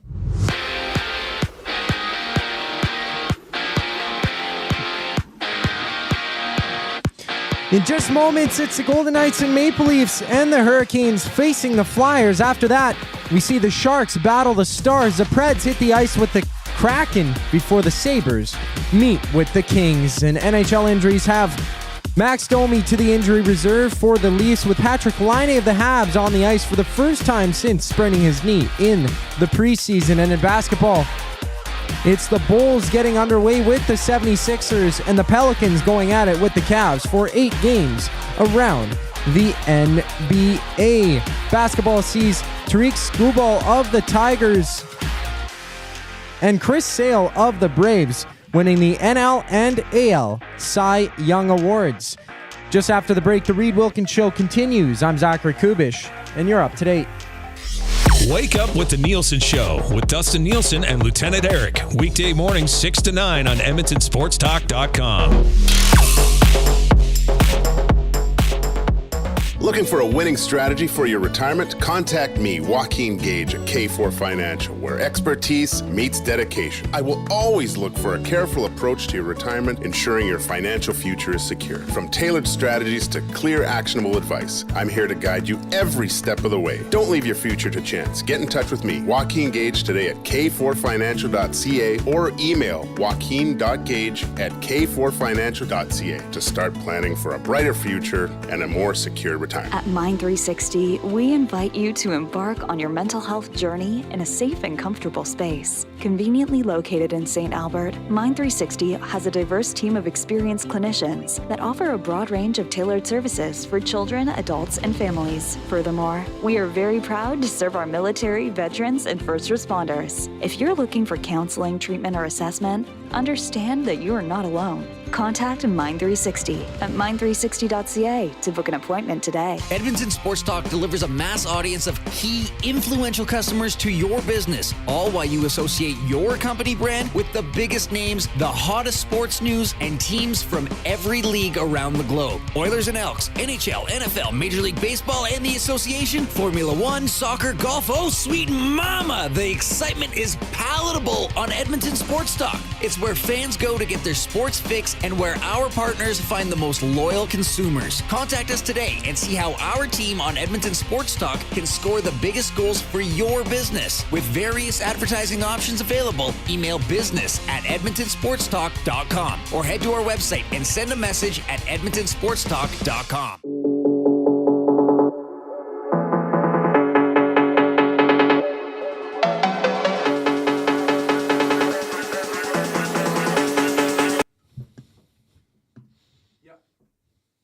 All right. Thanks a lot for joining us this afternoon as we take you to 6 o'clock here on the Reid Wilkins Show with Jay Milne. So, Oilers did not practice today. Morning skate tomorrow, and they take on the Minnesota Wild tomorrow night at Rogers Place. Then the Rangers an 8 o'clock home game on Saturday. And then several days without a game. Oil Country's going to be all antsy. They better go into that with a win on Saturday. Otherwise, people are going to be miserable for several days. 780-218 $99.99 is how you can reach us through the EST inbox.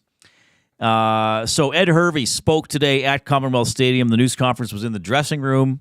What alum did we see there? Mookie was there. Fleming was there. Was O'Donnell there? And some current players. Jamin Pelly was there. Purifoy was there.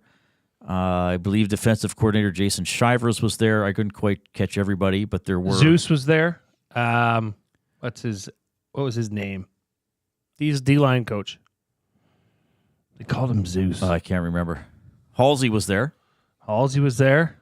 Hadn't seen Halsey in a while, which he pointed out. Yeah, so it was good to see some. Almondo Sewell. Oh, Sewell was there. Yeah, okay. Awesome. I didn't get to see him. Hernan was there. Tom was there. Jed was there. Jed Got was to see there. Jed for a brief minute. Belzy was there. Yeah, a lot of our guys were there. EST had a lot of people there, which was cool. We were well represented. It was a big day. Except, might I point something out, Reid? Yes. As a stickler of the rules, such as yourself, you did not adhere to the rules set forth by one Evan Dom at Which the start was? of the press conference. Please state your name and company that you were associated with. Oh, no, that's true. I didn't. Well, I don't think Rashog did either off the top. I can't say anything about what he does. Well, no, that's his business. What he does is his business. I should have done that. My bad. Tommy and I were the only two that did, by the way. Carius did. Carius did, that's right. Yeah, Carius did. Who else asked questions? Steve Standor did, I think. He did not. Did Slav? Nope. Slav's usually, hey, look at me, I'm Slav. Jesus. Well, I love Slav. Like, we give really each other good a friend hard of time. yours. So I just for yeah. So I just wanted to maybe next time. Well, that's my goof up for the day. We'll already get that. I did not identify myself at the news conference as I did at the Larry Thompson news conference. That was awesome. That was monumental. Thank you. You're gonna have to get that cut. Just put it on a loop. But we'll did make we a still song. have the audio somewhere? We'll make a song of it. Oh yeah, it's on YouTube. Norman at Combine just had ghost pepper wings. Damn hot. Yeah, isn't the ghost pepper one of the hottest peppers ever? Should have expected that, Norm. Oh, no offense. I'm not down for that. Like the excessive hot. No, I can't do the No excess. way, There's a man. point where it's not even flavor. Yeah, you're done. You're just trying to. There's a show, I think it's on Netflix.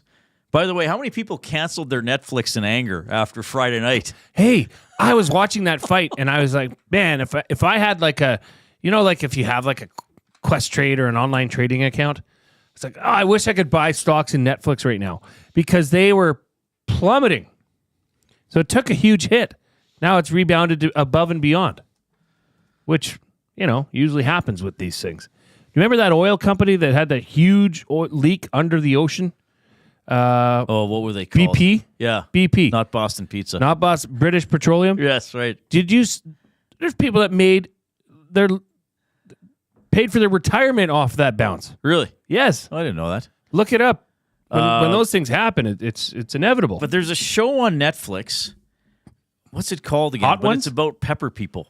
Pepper people. That's not what it's called. I watched the first episode one night just randomly. What's a pepper people? Well, that's not what it's called, but it's people that eat and or grow the hottest peppers possible. Come on. Yes, so there was one person, they had what's it called? It's not an aquarium, but it looks like that. But they had a growing environment in their apartment, and they were crossbreeding seeds. What's that called? Somebody will tell us. Something. And what's Arium. the name of the show? What's the name of the show on Netflix? It's like an about indoor, hot peppers. It's like a solarium, but it's not a solarium. It's not any of the words that we think it might be. We have one, and you can start your plant, your tomato seeds, right? And you start it in there. It's hydroponic, according to Spency 5 Centsy. What is the show called? Somebody in the Nasty Super Chat Hot, said- the spicy world of pepper people? Is it on Netflix? Yes. That might be it. Maybe it's called Super Hot.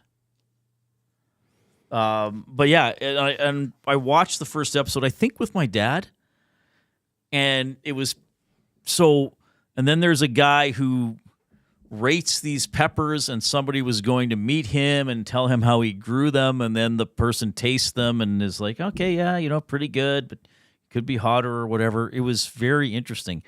But yes, I find there is a point with heat in a pepper or in a food where I ask myself, it is not enjoyable to eat. It's to me, it's not a badge of honor to say I ate something hot and survived. No, I would sooner say I ate a meal that I enjoyed. Yes. It was spicy, but I enjoyed it.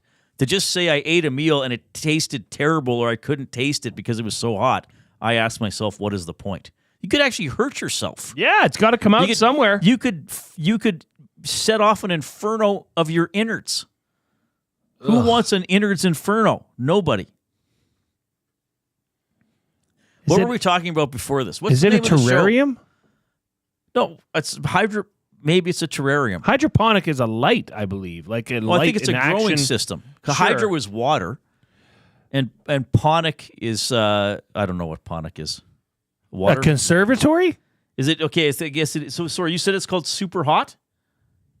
Super Hot, the spicy world of pepper people. And Shotgun Sports Network says Super Hot. All right.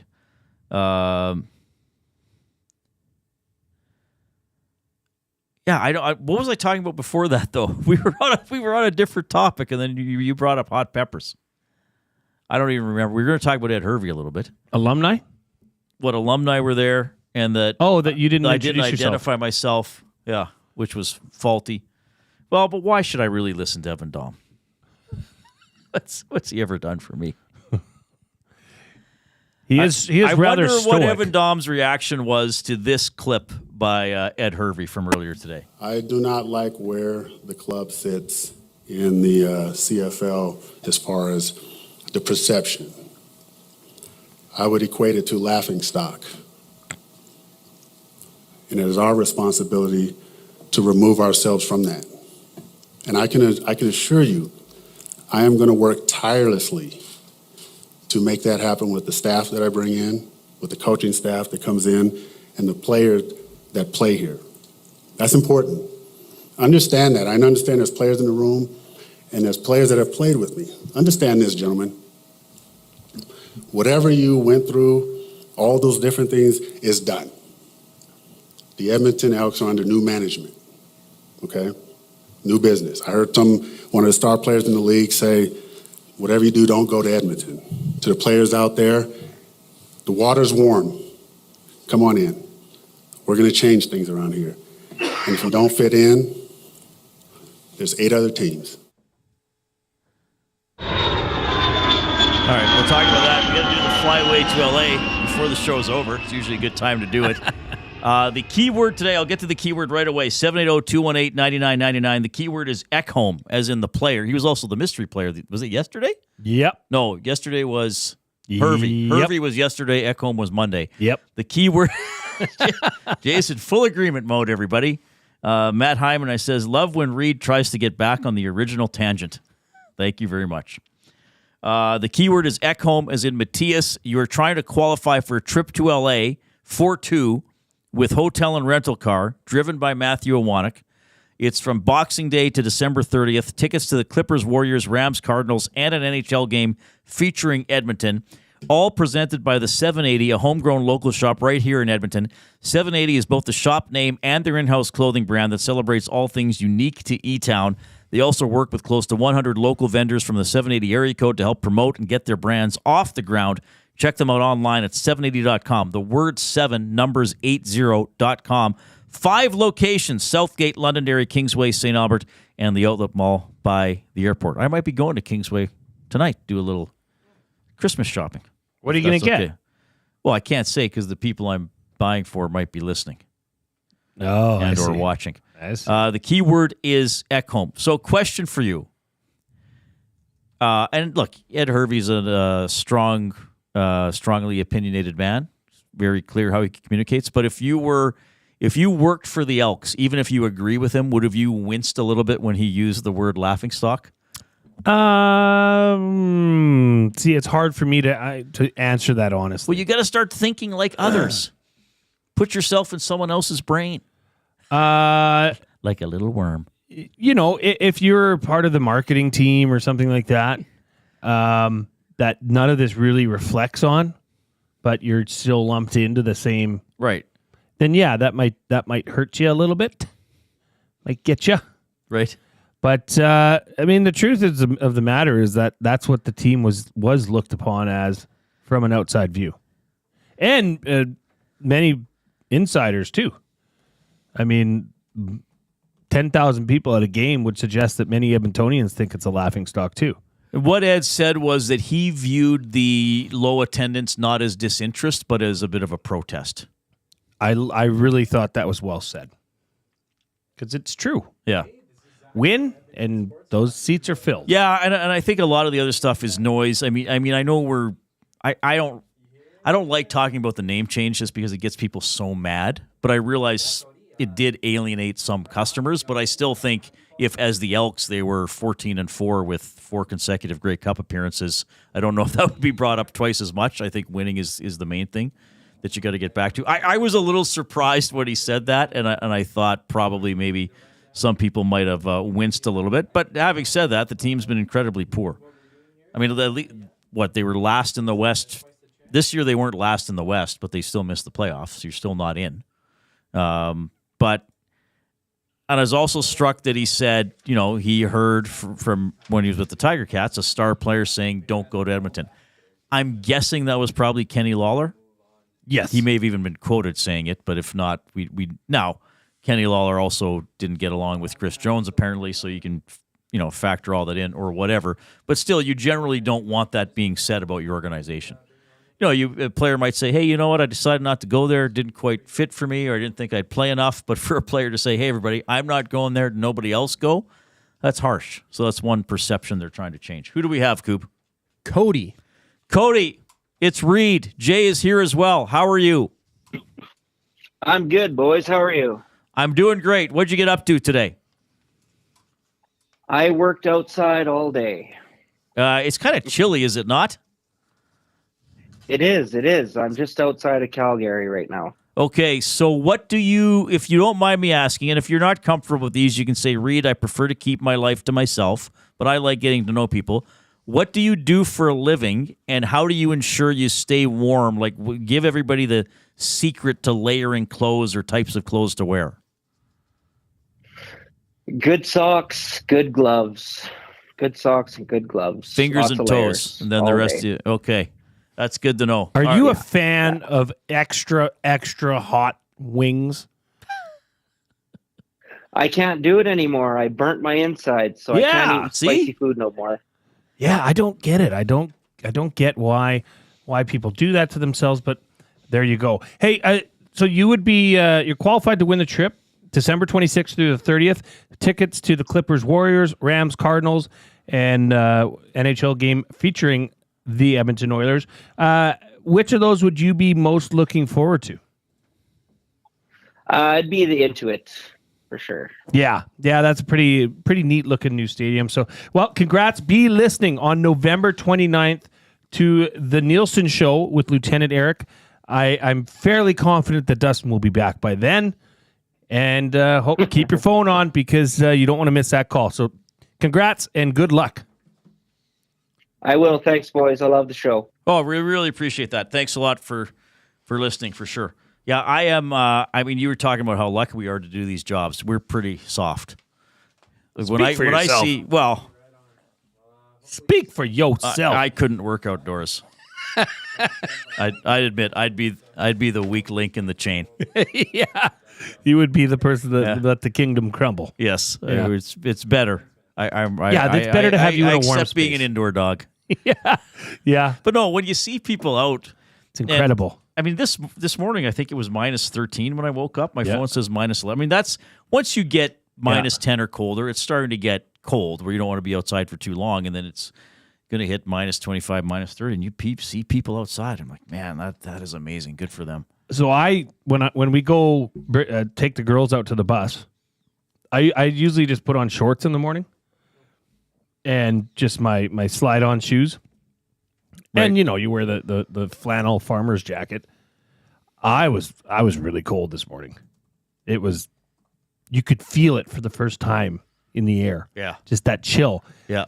And, if there were, it was dead calm. Thank goodness. But if there was wind. Well, and that's the other thing. That would have been. If someone says, okay, it's minus 5, well, how windy is it? Yeah. And then once you get minus 15, minus 25 with wind, you know how I can tell it's getting cold out? With the windshield.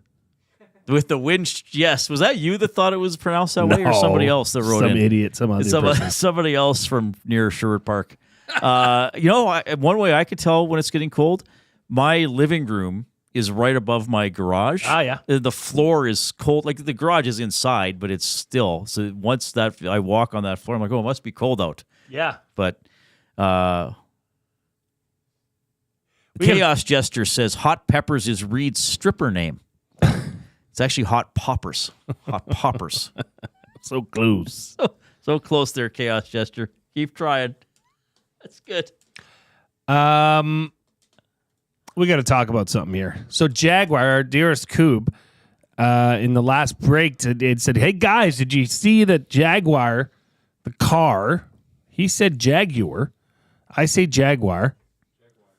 Jaguar. Jacksonville Jaguars. Yeah. Is changing their logo of the iconic kitty cat jumping. What would that be? I guess it's a Jaguar. What a stupid thing I just said out loud. So they changed it to this. What was the old logo? This is the new one. And the first thing that pops out to me is just appalling. Is that everything's lowercase except the G and the U in the middle, which is capitalized. I saw somebody post at 7-Eleven. It was like, why is everything uppercase except for the N at the end of 7-Eleven? Oh, it's boy. a lowercase N. Yeah, now maybe we're going to have to have a show on logos. You're not going to sleep well tonight. We're going to have a logo show. So they changed it from an actual Jaguar to just a word. Yeah. Kind of like Utah Hockey Club. And then they did adjust the jumping cat, as you were talking about previously. They adjusted it a little bit, so they have variations of the logo, but the main one is just the type and the font. The Utah Hockey Club, the jerseys went on sale, set records. And then they're going to have probably a new one next year when their name. They haven't said it yet, but it's well, to be that's the what Yeti. You do, because that's what they did with the Washington Football Club. I have lots of Washington Football Club stuff because I thought that was a great name. Commanders.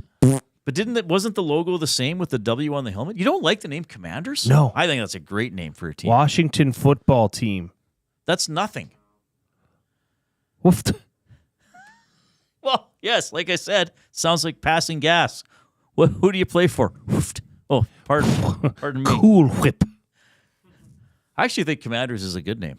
I think it's terrible. Okay, well, stop We're cheering to disagree for him. on that one. Stop cheering for him, I guess. Sorry, I'm addicted. Hey, by the way, I know we didn't talk a lot about NFL because we have so much local stuff going on. I was as stunned as anybody. The Seahawks won that game. I was convinced that was going to be a big L in San Francisco. Geno Smith, sometimes he surprises you. And did the Commanders? They played last Thursday, right? And did they lose by 6? No, to they the lost by Eagles? more than that to the Eagles.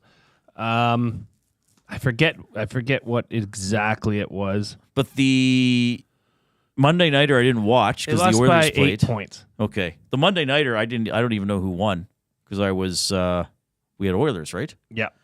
And I don't think I watched the Grey Cup was on Sunday. So no, I did flip over to the fourth quarter of the Sunday nighter. That was Bengals Chargé, right? Chargé, good job. They're going to move to Montreal and be the Chargé. The gold-colored Jaguar letters designed with a custom font are spaced out in lowercase, except for G and U, which the company says demonstrates the unexpected but seamlessly blending uppercase and lowercase characters in visual harmony. Shut up. You just don't like anything. I like lots of things. I don't think you like anything that people explain. Reid, what does that even mean? Unexpected by seamlessly blending upper and lowercase characters in visual harmony. There's nothing harmonious about that. In other words, a child drew it. You know what I think they were going for? Because the J and the R look the same but upside down at the end. So it's bookended by the same shape but oriented differently. Yeah, but see what I said just annoyed you, didn't it? No. Using the word bookended in a sentence. No, I love that. That's music to my ears. What I didn't like was that this visual harmony bull crap. The G and the U were capitalized. Yeah, that bugs me. It's just ugh. I don't know. What do you call that when things have to be symmetrical? Smith TM14. Gino wasn't playing against Nick Bosa due to injury. Yes, I'm aware of that. That's when the Seahawks started moving the ball. And I'm aware Kittle was out for sure. But you still got to go win, baby. Still got to go win. Jaguar logo, thumbs down. It gets a goof up. Yeah. I had a goof up. I already forgot what my earlier goof up was, but I had your a goof up was... and I almost forgot to do the flyaway. Yeah. That would have been bad. Kissed by a rose. Who did you guys qualify last night? Marty Qualifier Berg.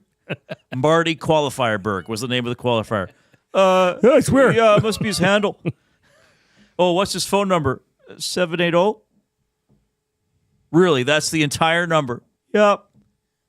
All right. Fun show. We got Ed Hervey as the GM of the Elks. We had Chris Morris on. We had full coverage of the Hervey news conference on Edmonton Sports Talk. That's what we do. That's why we are your clear choice for Edmonton sports. On behalf of Zach Kubusch and the glue guy, Jay Milne, I'm Reid. Have a wonderful Wednesday evening. Get to know the winners, props, plays, parlays, and more with Nielsen and Hustler. Weekday mornings at 11 on The Lock Shop. Only on EdmontonSportsTalk.com.